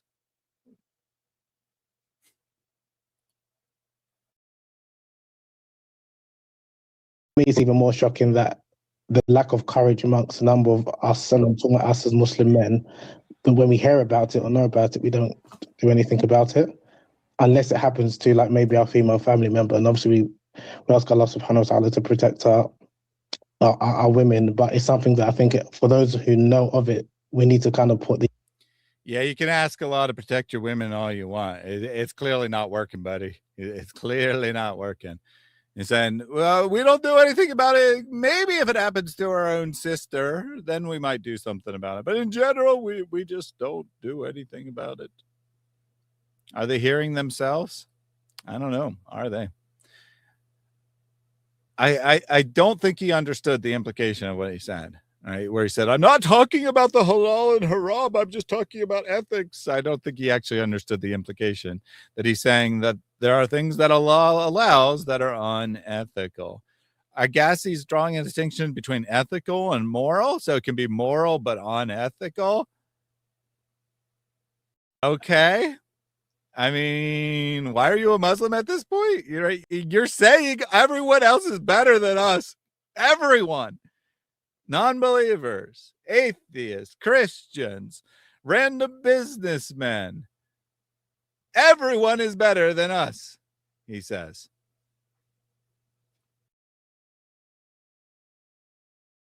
And yet, he's a Muslim.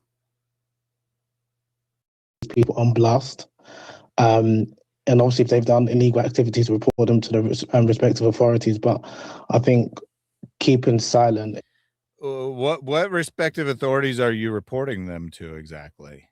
It's not illegal under Islam, and it's generally not illegal under Western law either. So I'm not really sure what authorities exactly you are reporting people to for abusing women by tricking them into short-term relationships. I will win. I have changed networks. I have changed everything. So this if this doesn't work, I have no clue what will work because I'm now on my phone on its data. So All this right. will work. Ha. Let's hope so. It's something that we've been all collectively guilty of, myself included, for a number of years. Yeah, brilliant points made. And one key aspect of it, kind of you touched upon it, is that for a man to have the ability to, I don't want to say this, but attract that many women, so from one woman to another, they have to have some level of outward appearance or character that appeals to a woman, right? So a woman will see this individual from a distance as, oh, this must be a good brother. He's practicing. How? Leader in the community. He's well. You're still connected. But if it gave you the same air, then it might be a problem with the site. I'm wondering because, okay, well, it looks good for now. So we'll just give this a shot and let the Lord do with it as he pleases. Looked up to, and then that image is completely shattered when this stuff comes out, which then reverberates through lots of other women, that even the ones that appear to be great and good, you know, in Islam or in our community, are capable of such heinous things, and therefore damages every possible positive, you know, male that is out there. Because and he's 100% correct, right? You know, not every Muslim man practices this, but the quote unquote best do, right? Muhammad Hijab does. We know for a fact that Muhammad Hijab does, and he says that 85% of the da'is do the same as him.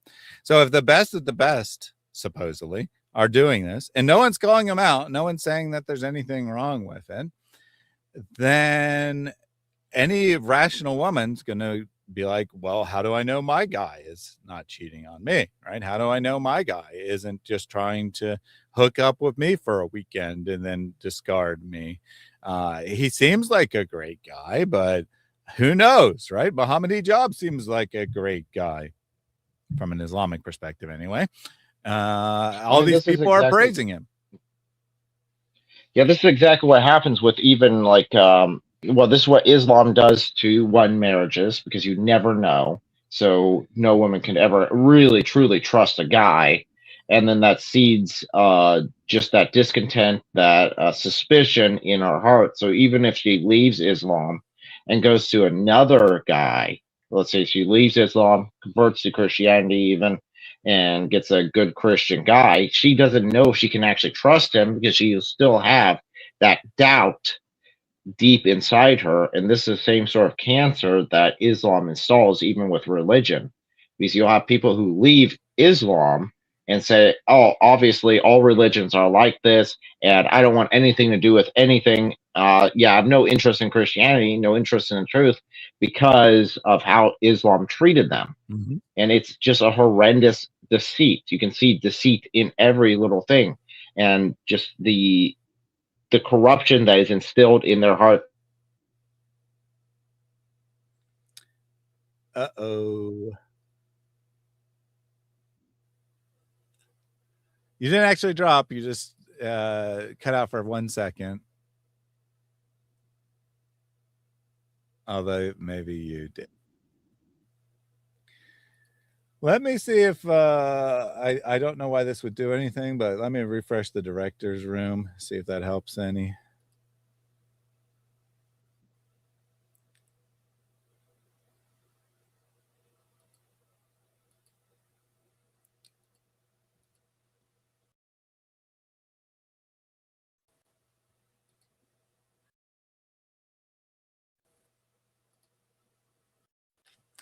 All right, I refreshed it, so we'll see if that did anything. I suspect it might be a problem with the website, though. Yeah, it looks like the call is cut off. But you're back now. I can hear you right now. Yeah, so if that happens again, I'll just step out and bid adieu for you guys for today. But yeah, it's just Islam is cancer in every way, shape, or form. Yep. I guess that's what I'm getting from this. Yeah, I would have to agree, right? It's teaching people to be distrustful of, well, teaching women to be distrustful of men. It's teaching all people to be distrustful of God. They follow a God who is the greatest of deceivers, and they're proud of that. And we're proud of that. I'm the greatest of all deceivers. Oh, alhamdulillah, alhamdulillah. Who knows what skeletons any man could have in their closet if the person that appears to be this great, the Prophet sallallahu alaihi wasallam told men and women to marry for particular characteristics and particular traits. And if those traits are found. And what are those particular characteristics and traits? Well, they're supposed to be very pious, right? They're supposed to be the best upstanding members of the community. And the problem here is that these guys are admitting that it's only or primarily at least, the most upstanding members of the community who are doing this. So Islam tells you, marry based on someone's appearance of piety. And then what you find is those people, because they do actually understand Islam as well, very well. The guys doing this podcast probably don't understand it, but because they understand Islam very well, they know it's a religion of technicalities, and they know that they can do this, and Allah approves of it as long as they have a technical justification for it. And thus, this should be an indication that Islam's whole system is flawed, right? If you agree that men doing this is a heinous act, as you said, it could, in principle, just be those men. But the problem is there's a reason why it's the most quote unquote pious men. It's because this is what Islam leads to. Yeah, so if you've got the most pious men doing it, and you've this horrendous act, and you hate it, but at the same time you look around at the not pious men, and they're just saying, we're not even going to do this horrendous act, we're just going to we'll have sex left and right anyway. Yeah, that should be a red flag. There's something rotten here that you need to examine and see if it's actually at the core of Islam. And guess what? It is, and you should definitely leave. Mm-hmm. I think Misha solved the problem, though. He said the stream has been corrupted due to the lack of chain of narration. Indeed, that's my fault. I forgot to put the chain of narration, and that's why we're having so many connection issues. And Nathan here says, mashallah, this is why Islam just makes sense and proof it's the best and biggest of religions. Yeah? Yeah, that sounds about right.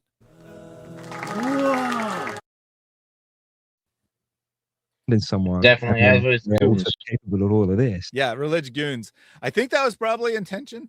And it's very accurate, very accurate. That damage just sends shockwaves throughout the community, especially to women. And it's so sad because, when it comes to reverts who are on their journey, when it comes to sisters who are trying to get closer to Islam, they're marrying these brothers with the intention, really, of avoiding haram, of creating a wholesome family, a wholesome halal life. And the brother that they're marrying is ideally, or in an ideal world, representing that halal dream. And to then get trapped into that situation, get absolutely destroyed, both, emotionally and physically, for some sisters, is wow. What an admission there. What an admission, right? You marry this pious, upstanding scholar of Islam who's being invited to give conferences around the world, and he destroys you emotionally and physically. What an admission there. Islam is LARPing piety, indeed.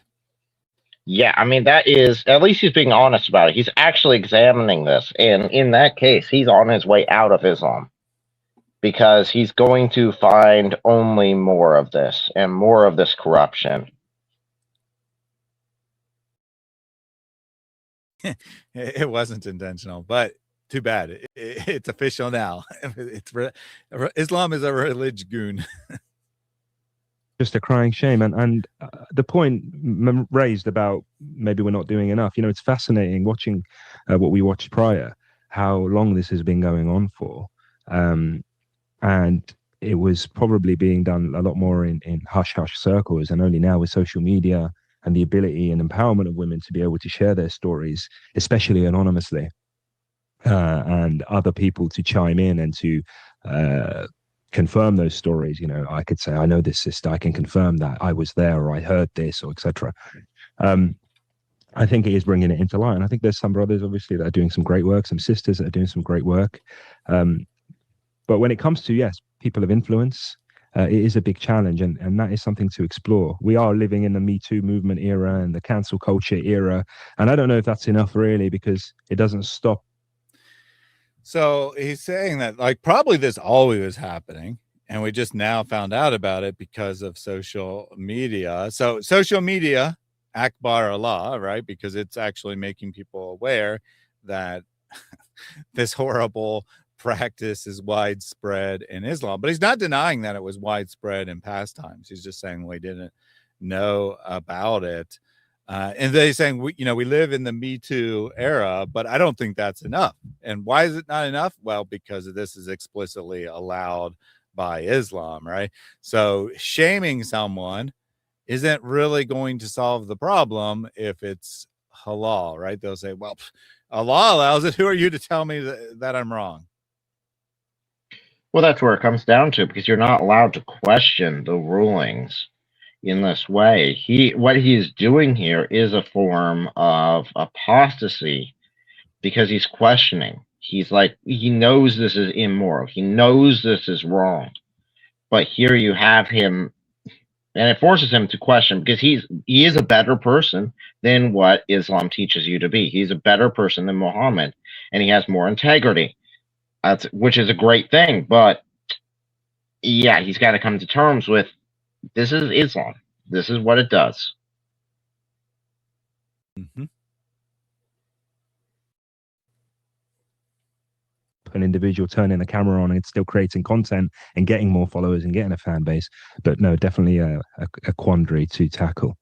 I think it's a lack of community. I think that's the biggest thing, and I think oftentimes, even when you look at it from the non-Muslim community, right? You see it's the lack of community. That's the problem. When he says everyone knows about someone in their own friend group, i.e. their own community, who's doing this, and they don't care. They don't speak up against it. Yeah, it's the lack of community. That's the problem. Yeah, no, that's yeah. What is he smoking? Because that is not the issue. The issue is that this is ingrained within Islam, not that, oh, it's a lack of community. You just don't have enough community. They were doing this back then. They're doing this now. This is not something that's ever really changed. It's something that has always been with Islam. And the only thing now is, yeah, we have social media. We have fast enough communication that you can actually get caught. Mm-hmm. This feels like too much community. Oh, when you get hear some of the stories, you'll hear explicit stories, not in the sexual sense, stories that explicitly say the community is aiding this type of activity. That so one of the stories is about, I don't know how much we'll get through today, but we might do future streams going through these stories. But one of the stories is about a well-known speaker or a imam, I forget which, or sheikh or whatever, who is on a TV program, and while they're preparing, talking among the speakers, he says he's looking for a second wife.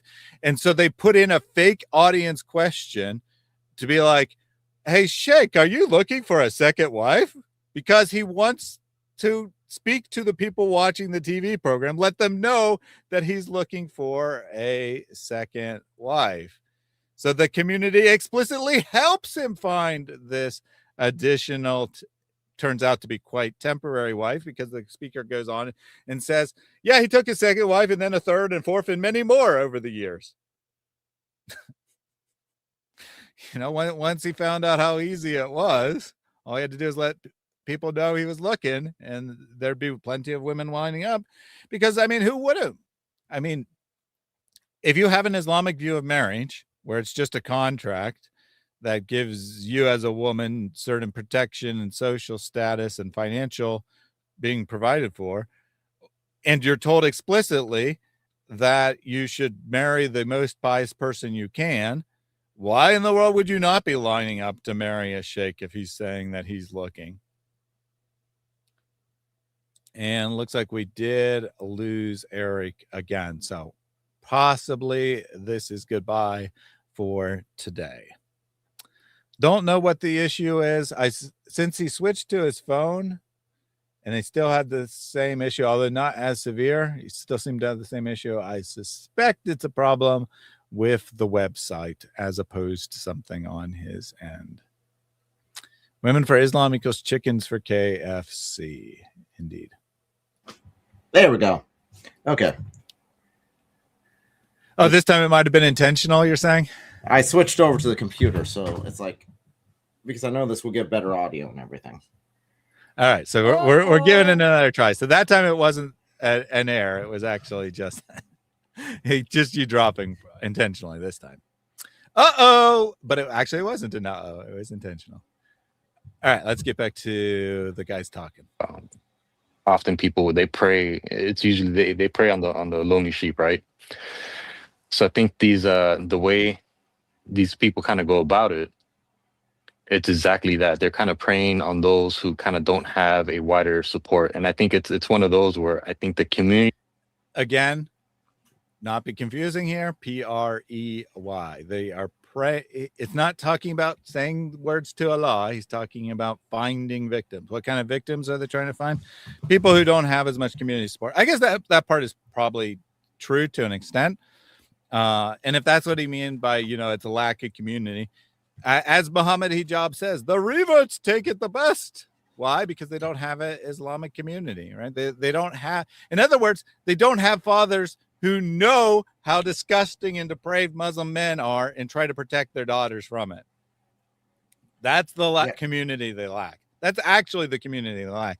A friend or acquaintance, whatever, that isn't really going to matter. They lack the father who knows what Islam is, knows what Muslim men are, and tries to protect their daughter as a result. Yeah, this is basic Predator 101. This is just, they're targeting the same sort of people that would get targeted by any sort of sexual predator that's out there, Muslim or not. This is just basic. And if Islam is supposed to make you more moral, it's supposed to give you this better way of life, then why is it endorsing this predatory behavior that you see in secular society as well? Why not a pious sheikh? Because I'd rather be dead. I meant from a Muslim perspective, especially if you're taught by your God that this is the best thing that you can do. Obviously, as these Muslim men are admitting, that is the consequence, right? That women will be just super distrustful of men and not want to marry.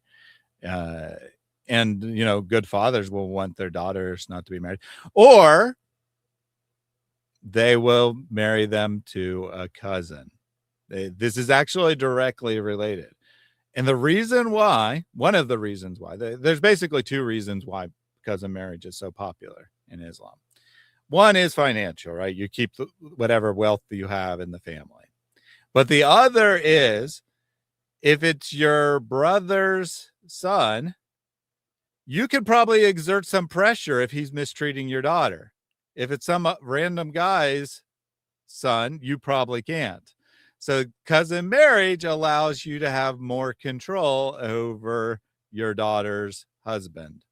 So for financial reasons, yes, but also for the safety of your daughter, you want to keep the marriage in the family, because that way you can control to some degree the creepiness of the man. It's not that he doesn't want to be a creep, it's that you have more ability to control him. It's all related. Hashtag low IQ, hashtag proud of that. Indeed. It needs to be emphasized on both ends, both from the brothers and especially the sister side, meaning that their community need to be involved. Because even when it comes to a marriage, that's the whole point. It needs to be announced publicly, right? So when you go about it in a private manner, then obviously you're just going to open the doors to a lot of troubles, and a lot of predatory actions as well. Now, as a Christian, I mean, of course, it'd be great if your family's involved. But as a Christian, would you feel unsafe if you were marrying a Christian woman who, let's say her parents are deceased, right? So they can't possibly be involved in her life. Would that make you feel unsafe? No. I mean, But it's a private marriage. Not everyone knows about it because they're dead. Well, that's different. So you're saying she has no friends, no family, no other connections. Okay, that's a bit of a red flag there. If you're saying that her parents are actually dead, how did they die? I'm just curious. I mean, just, naturally. I'm just saying, would you automatically be distrustful of someone just because they don't have, or let's say that, you're marrying an ex-Muslim and her family cut her off. Let's use that scenario instead. So that's not as disturbing as everyone being dead. So she was an ex-Muslim. Everyone in her family cut her off, so she doesn't have any familial support. Are you scared of marrying her now? Or No. likewise, if should a woman be scared of marrying a man like that in Christianity? Well, if it's a woman marrying a man like that in Christianity, it definitely make sure that he's actually an ex-Muslim, not just lying. But Well, yeah, okay, if fair. he is and he's telling truth, no, not really. So you're saying that Christian morality would not require social pressure for someone who's legitimately a Christian to follow it? I mean, that's what Yeah. they're saying. The only way you can have good morals in Islam is through social pressure. Well, the pressure, or you're going to go to hell if you don't do exactly what I tell you to do. Yeah, guess but they you don't have seem two to care. forms. I mean, these guys are admitting that hell isn't really much of a threat. It's got to be social pressure, right? They're saying you have to emphasize that you need people to hold you accountable. You need people who will not just go by what Allah says, but what's ethical. Because we're not talking about what Allah says, we're talking about what's ethical, and those are different things. You need to have people who will hold you to ethical standards, or else you're just going to be a depraved, disgusting individual. And they're not wrong, right? They're not wrong. That your odds are not good if you are, marrying some guy who you can't vet and doesn't have a family, and you don't have a family. Your odds are not good. But I also don't think that you're really all that protected by having a family, right? In Islam, I don't think having your father closely involved is actually going to matter, because this guy is intent on tricking you into a quick marriage and then divorcing you a week later. How is your father going to prevent that from happening if you have been persuaded to go forward? I don't think it's going to do anything. And Eric has been zooted again. His internet connection has been zooted. And so I think that's what needs to be emphasized, is this whole idea of community, of being open and being announced openly. And I think oftentimes as well is that I think we kind of tend to, I know a lot of us, like to keep our private lives private, right? But I think to prevent private abuse, in you what got to sense, tell right? Meaning your that parents I how think many private in times the you're having sense that sex with your wife. keep it private from just the general public, the community, fine, right? But when it comes to family, I don't think that's no longer a private matter. Meaning that your aunts, your uncles, your parents, your siblings, I think they should. After all, Muhammad was regularly crawling into the bed with his daughter and husband. He was checking to see how much sex they were having. So this is a good example to follow. As a father, you should definitely barge into the bedroom of your daughter and make sure that her husband is doing it right. What kind of nonsense is this? Seriously, what kind of nonsense is this? Have a clear view of what's going on. But notice that this is the level of desperation to try to find a solution within Islam, right? To find a solution to the problem, when the problem is actually Islam, right? The ethics of Islam is what leads to this situation, or the morality of Islam is what leads to this situation. But you're so desperate to find a solution that doesn't blame Islam, you're like, well, you gotta be telling your parents and your sisters and your brothers all about your sexual relations on a regular basis so they can keep an eye on it. Yep, Eric has to say goodbye for today. Hopefully, it's weird because it was perfectly fine, like the first hour and a half, and then it went haywire. So Eric ducking out on us. I think we're probably close to where we want to be. Anyway, Kefa triggered the apple. Potato also triggered the apple. Kefa did a super chat that tried to do hyena. If you want your wealth to increase in this dunya, then give sadaqah more and more every single day. 2 angels come down. One of them is making dua for those who give. He says, Ya Allah, give those who give. Wasn't sure what would happen, but apparently if there's no message, it's going to play the regular message. So you did get something. You got angels are watching you. Angels are watching you. Eric is running away. But Kefa then properly triggered hyena after that. Am a Muslim say hello to my whiteboard wife? And we got apple triggered at the exact same time. So let me replay that. Am a Muslim say hello to my whiteboard wife? It's weird that without the apostrophe, it doesn't know how to pronounce I'm. It says, a Muslim say hello, because there's only one L, to my whiteboard wife. Who ate Adam's apple? I think that might be something different. else. The angels come down. Yes, the angels come down. Akira triggered the apple. You're the one that messed with our super chat. And then you got Eric running. Yeah, they're going to talk a little bit more about, what can be done about this problem. So we'll get a little bit more. But with Eric dropping, I think it would be best to leave a story of a specific encounter until next time.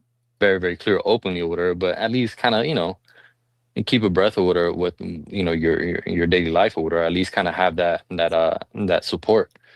And I think the problem is that I think we relegate too many of these private matters to imams, right? And I think that's a mindset that needs to happen as well. Is that the imams are their main objective is to kind of take care of the wider scope of things, right? The wider view of things, not. So now they're blaming the imam, right? Well, the problem is that people are hoping their imam will protect them in their marriage.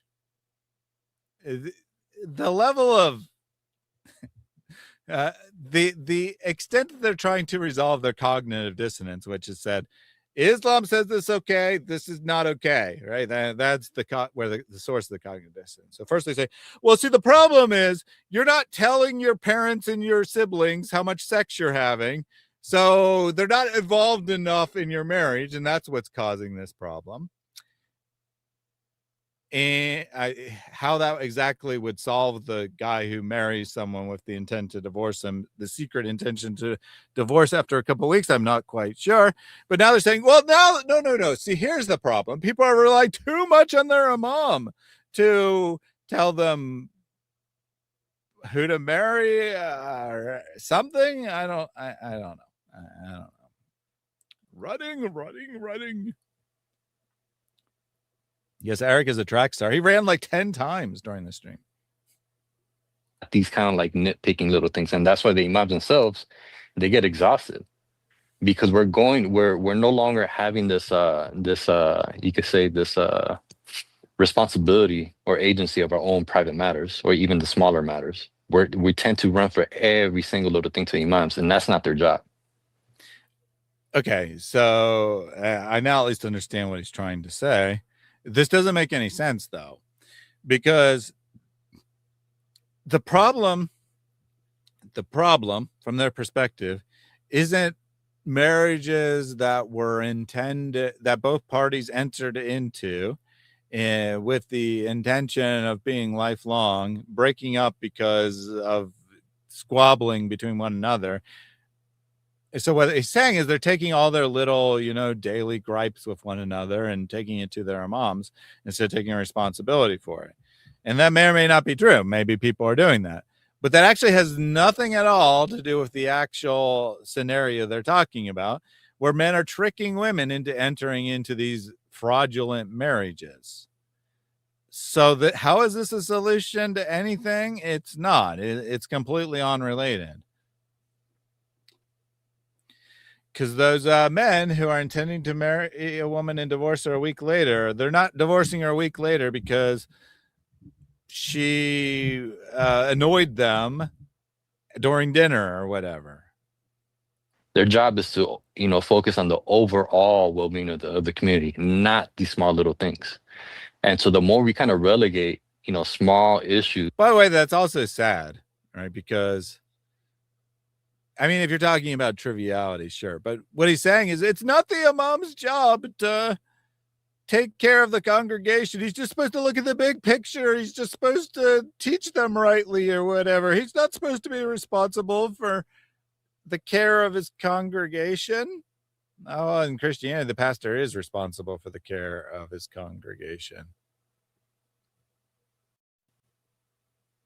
Day-to-day activities, these small little things to imams, it's kind of, I think it's an awful path or whatever, and we're kind of almost mimicking the awful, Christians, more so the Catholics, where they kind of relegate to the. Hey, look, he even said it. We're mimicking the Christians by asking our spiritual leaders to be involved in our lives and care for us. Well, it's so terrible. We're mimicking the Christians. He agrees with me. I said it before he said it. Now he's saying it's bad, right? It's bad. It's bad for your pastor or your spiritual leader to be involved in your life. You shouldn't look to a pastor for that. That's not their job. To their priests and stuff like that. They're not priests and rabbis. They're just imams, meaning that their main focus is to take care of the overall community. So I think that's. What does taking care of the overall community mean, other than taking care of the individuals as part of the community? Yeah, no shepherds, just a bunch of goats by their own admission. That's the biggest problem, and I kind of say this from experience, mainly because just recently I was completely in complete awe. Again, I myself am a rebirth, right? My nephew, alhamdulillah, became Muslim, and so I still have my sister, which is his mother, and my niece, who are non-Muslim, right? He was looking to get married, and alhamdulillah, my sister and my nephew were very much involved. My sister and my niece, they're very much involved. And alhamdulillah, they were able to catch things that I was completely thrown back and impressed by. So they have like the best interest in him as far as who he's looking for. And obviously they. What? Non-Muslims care about their children? No way. You know very, very clearly that he's looking for these particular aspects. As far as being Muslim, hands down, everybody's on board. My sister, my niece, everybody's on board. But as far as characteristics and stuff like that, that's what they're kind of there chiming in and looking at, and kind of looking in the best interest of my nephew. Now, I understand a lot of reverts or whatever don't have that same family support, that strong family bonds, but I think that's something we should all strive through to do, right? Once we become Muslim, I think it becomes even more important or whatever for us to try to, Hey, look, he admits it. He admits it. He said, once we become Muslim, it becomes more important to have your family protecting you. Why would it be more important after a Muslim to have your family protecting you? Because Muslims are worse than non-believers or non-Muslims. They're worse than the world. By his own admission, Muslim men are worse than non-Muslim men. So the more you get close to Islam, the more important it is to have your family protecting you against the rest of the community. Alhamdulillah. Thanks for showing us what Islam is, I guess. It's about time you expanded your own knowledge. further tying the ties of kinship. That becomes like a huge priority because again, it's on so many different aspects. So even I know even as born Muslims, same thing happens as well, right? You all of a sudden you start practicing. Yeah. Same thing happens with born Muslims. Yep. You don't just take advantage of reverts. You also take advantage of lifelong Muslims. Got it. And all of a sudden, ex family member is not practicing ideally, this and that. So you start cutting off ties and stuff like that. These are all red flags. And so I think community and family should be front and center when it comes. So get this, okay? I think this is what he's saying, right? So you could be born into a Muslim family and then your family isn't practicing Islam properly, so you cut them off. And that's bad because then they can't protect you against other people practicing Islam properly. You should stay connected to your hypocritical Muslim family, to use Muhammad's word, because you need that protection. Muhammad said what? That those people deserve death. And you're saying, no, don't cut them off. Don't cut them off. You won't be protected from the rest of the Muslim community if you cut them off. That's a very unwise thing to do. Muhammad, the hypocrite, fight against the hypocrite until they submit or they die. This guy, praise your hypocrite family because they're the only thing protecting you against pious Muslims. To as far as relationships, front and center. And I think that would be the first layer of protection in order to kind of protect from all these things that we're seeing as far as the predatory actions. So the basically the importance of a wali and why is it necessary to have a wali is for the protection of that woman. So the guy who's marrying her should know that she has a wali. Apart from all the other important reasons that she needs a wali, the importance of or the presence of male figures around that woman is very, very important. Of course, the whole family, the community, everyone matters, but especially the male figures, be it the brothers, the father, even uncles who are influential in the family. Only the male figures know how depraved the rest of the males in the community are. The importance of Wali, yes. Wali. The little robot guy. That was a terrible Wali, but it kind of for men Wali, that's better. Wali. Who cannot behave like in an ideal manner.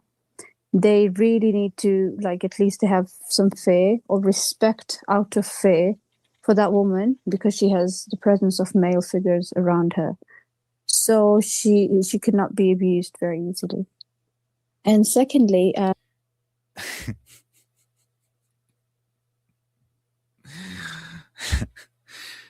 again, admission, right? Wali. You got to have your Wali or else you're going to be abused. You're going to be abused to take advantage by Muslim men. The problem isn't the Muslim men. The problem isn't the Muslim men. The problem is that you don't have a Muslim man protecting you. Wally. Before I go towards the, how men should behave or how they should be held accountable, I would like to talk about the sisters. So, why does a woman falls prey so easily to just few words of kindness and few words of, just a few romantic words, and she's like all ready to give everything? I would say it's obviously, first of all, it's the tarbiyah, the way she was raised, but then also sometimes she's vulnerable. Thank you. So why is a woman so vulnerable in Islam? Because of the way she's raised. Is a revert, and also sometimes the sisters lack the knowledge of Islam, or the type of Islam, or the Islamic knowledge that they've studied is not enough. It's so insufficient. So she says the way they're raised, which means Islam, and she says, but some are reverts, which then makes them vulnerable because they don't have men protecting them. And then she says, but they also don't have proper Islamic knowledge. What exactly is proper Islamic knowledge? Well, I guess that would help, actually. To come to think of it, if you have good understanding of Islam, it would help you as a woman, because you would know that men are creepy and men are losers, and Allah allows them to be as such if you have proper Islamic knowledge. And thus you'd be extremely cautious, as extremely suspicious of any man. Is that a 9-year-old talking? I don't know. Could be. That the guy who knows just one hadith or two hadiths and is quoting two ayah, because she doesn't even know the ayahs he's quoting and twisting, she just gets convinced because he's quoting Quran now. Lady, did you not listen to the problem? She's saying, well, see, the problem is the woman doesn't have enough knowledge to know that the man that she's interested in doesn't have a lot of knowledge of Islam. Did you not listen to the male speakers? Are you trying to prove you have half a brain? They said the most pious men, the one with the most religious knowledge, are doing this to women. So how is doing exactly what you're told to do, ironically, right? This woman is telling us exactly what women are told to do. Look for the guy with lots of religious knowledge. She says the problem is women are not going for guys with religious knowledge. When the men said the problem is the guys with the religious knowledge are the ones doing it.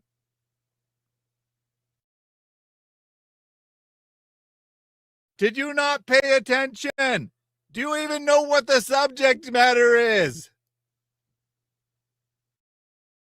So I think on the part of the sisters, it's very important that people should educate their daughters really, really well, and just tell them what Islam is giving them, the rights and the standard, the highest standards a woman has, or Islam has placed the woman on, to be treated.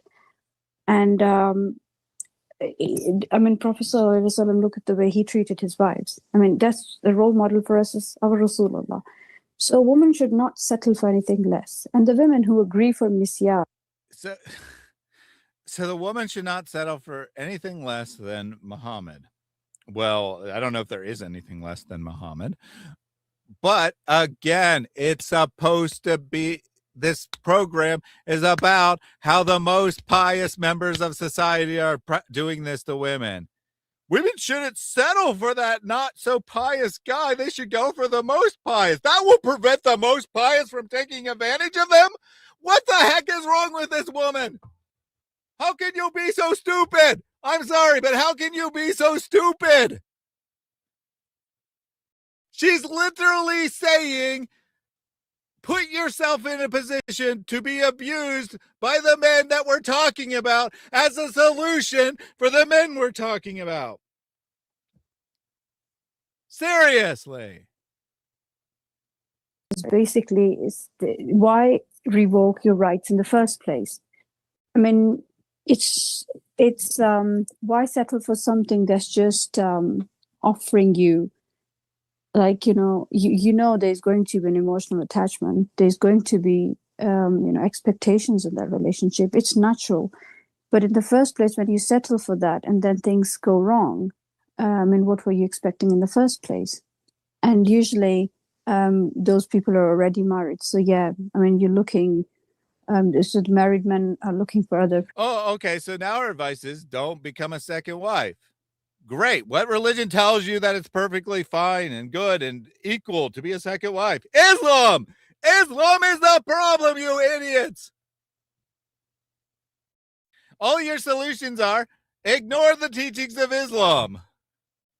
Potential spouses, which is another problematic issue in the first place. So yeah, and then these women, they look, men want to, usually a lot of times, even if we talk about the West, they want to bring in women sometimes from back home who don't have a support system around them. They won't have their family, so they can be controlled, or they can be, you know, they want them to, you know, they want their wives to obey, or they can be molded in. They want young girls usually who can be, you know, who they can. Oh, yeah. These creeps, they want young girls. Yeah, thanks for admitting that. These men, they want young girls. They want people they can mold. They want people they can import and abuse. Yeah, that's all encouraged by Islam. And as Houston points out, how Muhammad treats Sada is how they got Mishyar in the first place. Exactly. Don't do Mishyar. Follow the example of Muhammad, who invented Mishyar, because Sada was no longer attractive to her. And Sada's like, please, Muhammad, please don't throw me out. Don't make me be a widow and discarded, and then I'll just die. So please allow me to stay here. I'll do anything. And then Muhammad, in his mercy, said, all right, since you say I can rape Aisha twice as often, I'll allow that.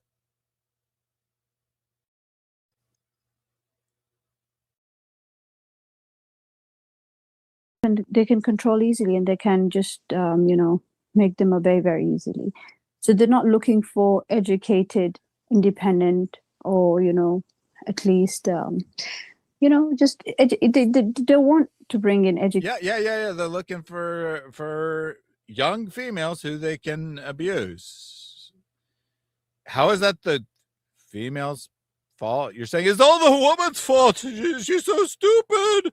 She's so stupid. She doesn't know Islam very well. She doesn't know that men are so disgusting, perverted freaks, and doesn't protect herself from the disgusting, perverted freaks because she doesn't have adequate knowledge of Islam. She doesn't know that Islam teaches men to be disgusting, perverted freaks. It's her fault for not knowing this.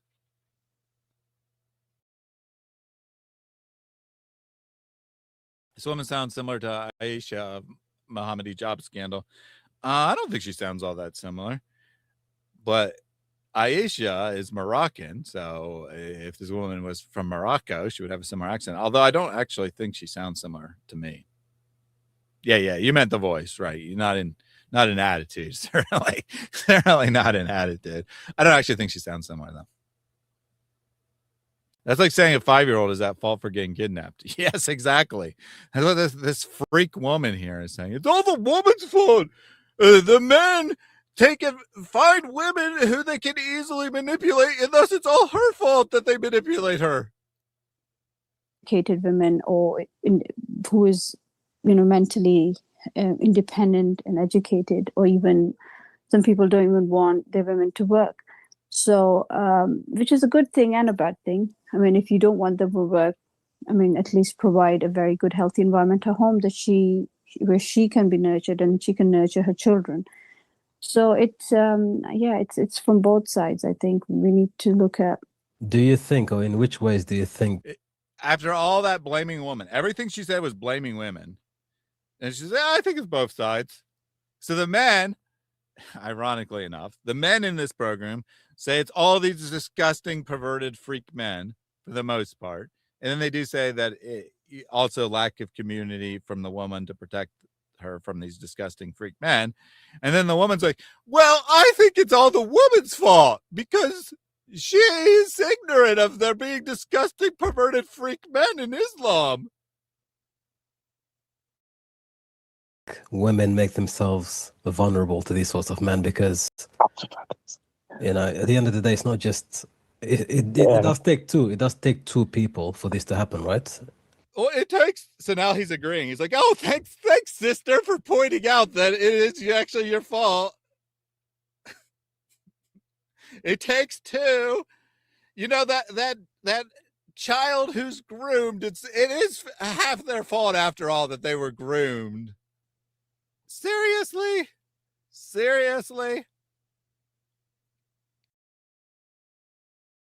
It does take two parties for this to happen, right?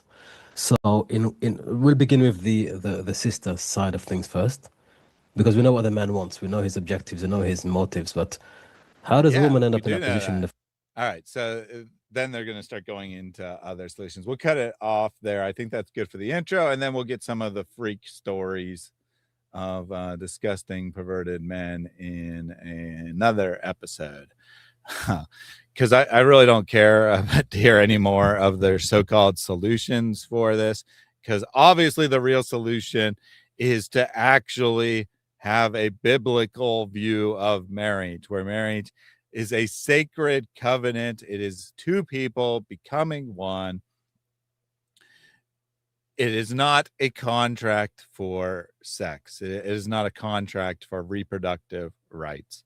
It is about a sacred, holy relationship that mirrors the relationship God has with his people. Sex is involved, sure, but marriage is not primarily or exclusively about sexual access to someone's body. You were raped, you should have fought harder. Yes. And that is exactly what that woman was basically saying, right? Same attitude anyway. Obviously, she wasn't technically talking about rape, but same attitude. You were deceived by men. It's your fault you were deceived. How dare you allow yourself to be deceived? They don't really have any responsibility for deceiving you. It's your fault after all. You wanted to be deceived, or you would have allowed yourself to be deceived. Yeah, solution is to change the heart to be like God's heart. Exactly. The solution here is to get outside of Islam, to get outside of this system where it's normal, or actually more than just normal, it's ideal, right? It's idealized that this is how marriage is supposed to work. You saw Daniel, right? You saw Daniel explicitly saying this, right? The problem is that women don't know that the basics of Islam, that they are men's property and they're not to leave the house unless the man tells them they are allowed to leave the house. This is why we have so many problems in Islam, is women are ignorant of what Islam teaches. And then you have these guys saying, yeah, the problem is the more pious you are, the more likely you are to engage in this behavior. The most pious Muslim men are the ones doing this, because the less pious ones, they don't care so much about the technicalities. The pious ones, they know they got to go through the technicalities in order to mistreat a woman. You got to first sign that contract that gives you access to her body. So that's why the problem is so bad, because it's the most pious people doing this. And then you got this dumb woman here. Oh, I think the problem is that women aren't checking to see whether or not their man is pious before they marry him. Yeah, that's definitely the problem. It's mostly her fault, because she didn't check to see if he was pious. Because if he was pious, he wouldn't do this. Yeah, that's right. I didn't just say 30 seconds ago that the pious men are doing it. You're completely right. It is the woman's fault. Unbelievable. Unbelievable. Yeah, I don't need to hear any more of these clowns and their so-called solution, because the solution is not, you need to have your family involved with every aspect of your intimate sexual life. You need to let your dad know every time your husband climbs on top of you. If you're not giving him that level of information, how is he supposed to protect you?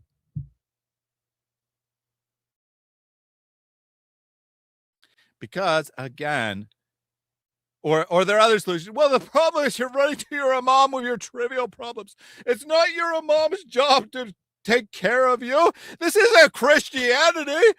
Our imams are just people who give up and give speeches. They're not people who care about you. They're not people who care about their congregation. They're not shepherds.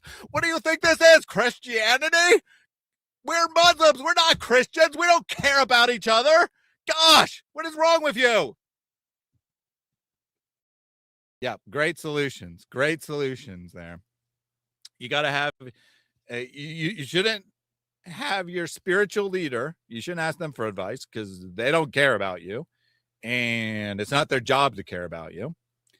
And you need to tell your parents and your siblings all about your sexual life because that's the only way they can protect you against your husband. Those are their solutions. I'm not making this up. I'm not exaggerating. There's literally their solutions to this problem. Tell your dad what your husband's doing to you in the bedroom so that he can beat him up if he's a bad guy. Great solution. Maybe the solution is what you refuse to talk about. We're not talking about whether it's haram or halal. Well, that's the problem. It is halal. It's allowed by Allah. Your disgusting, perverted, freak God allows you to do this behavior. That is the problem. Islam is the problem. Your solutions are, let's pretend Islam's something different than it is. That's not a solution. The solution is to discard the disgusting God that makes you think this is right. This is normal. As you yourself admitted, only Muslims are doing this. The community at large, the atheists, the Christians, the Jews, the Hindus, they're not doing this. It's just us. Not me. I'm not saying it's just Muslims. The Muslims in this podcast are saying it's just Muslims. Yeah, because only your religion teaches you to treat women like this. Only your religion is this disgusting. Only your religion has this problem. The problem isn't lack of community. The problem isn't complaining to your imam. The problem is Islam. Wake up. Oh my goodness. Absolutely sickening and disgusting. Are you dumb? If you can't see the problem as Islam, I think you might be dumb. Although I will grant there's the possibility that you're completely and totally brainwashed. I don't think the woman in that video, in the podcast, actually has a half brain, but she is brainwashed into believing that she does and that she should be done that way. And as Frog One points out, there's no point in trying to find any solution anyway, because anything that you do has already been predestined by Allah. Well said, Hijab. A statement you'll rarely hear. A statement you'll really rarely hear. Well said by Hijab. You are a failure of a human being. Which is something you can't fathom. I love how he pauses. Something you can't fathom. I'm with Hijab on this. Are you dumb? Are you dumb?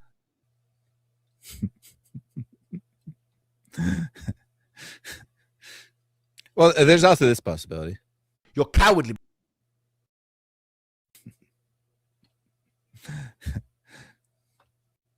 You're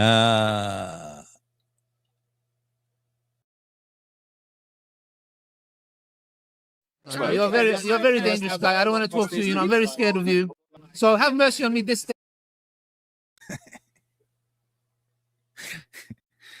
Oh, dang, hijab is on a roll. Yeah, let's we'll let hijab close this out in the ultimate way here. Let's do a mubahala. Let's do mubahala, bro. This is something which you can't, what should I say now? Fathom. I do have one more gifted membership from eWonderment. Wasting your time on social media is one of the best deeds a Muslim can do. There's a huge need for it. You know this and I know this. So that makes the reward even greater. So give generously and Allah Azza wa Jal will give you even more. Give you even more. Actually, I said that would be the last one, but actually, I think this one from Ali Dawa actually is the best summary of today. As Muslims, we are supposed to be these barbarians. Indeed. Muslims are called to be barbarians. Thank you very much, eWonderment, for the gifted membership there. And thank you, everyone, for tuning in today. Thank you for joining us for this important topic. Coming soon, amazing stories of the Dawa guys and what they do to women in a future episode. Hopefully we can get Eric's internet fixed and he can join us, or I'll react by myself, or we'll be with Mary, or we'll be with someone else. Either way, more on the amazing sexual exploits of the Dawa boys coming up, and not this kind of sexual exploit. Seriously, I want to have sex with you, dog. How? Not like that. Not like that.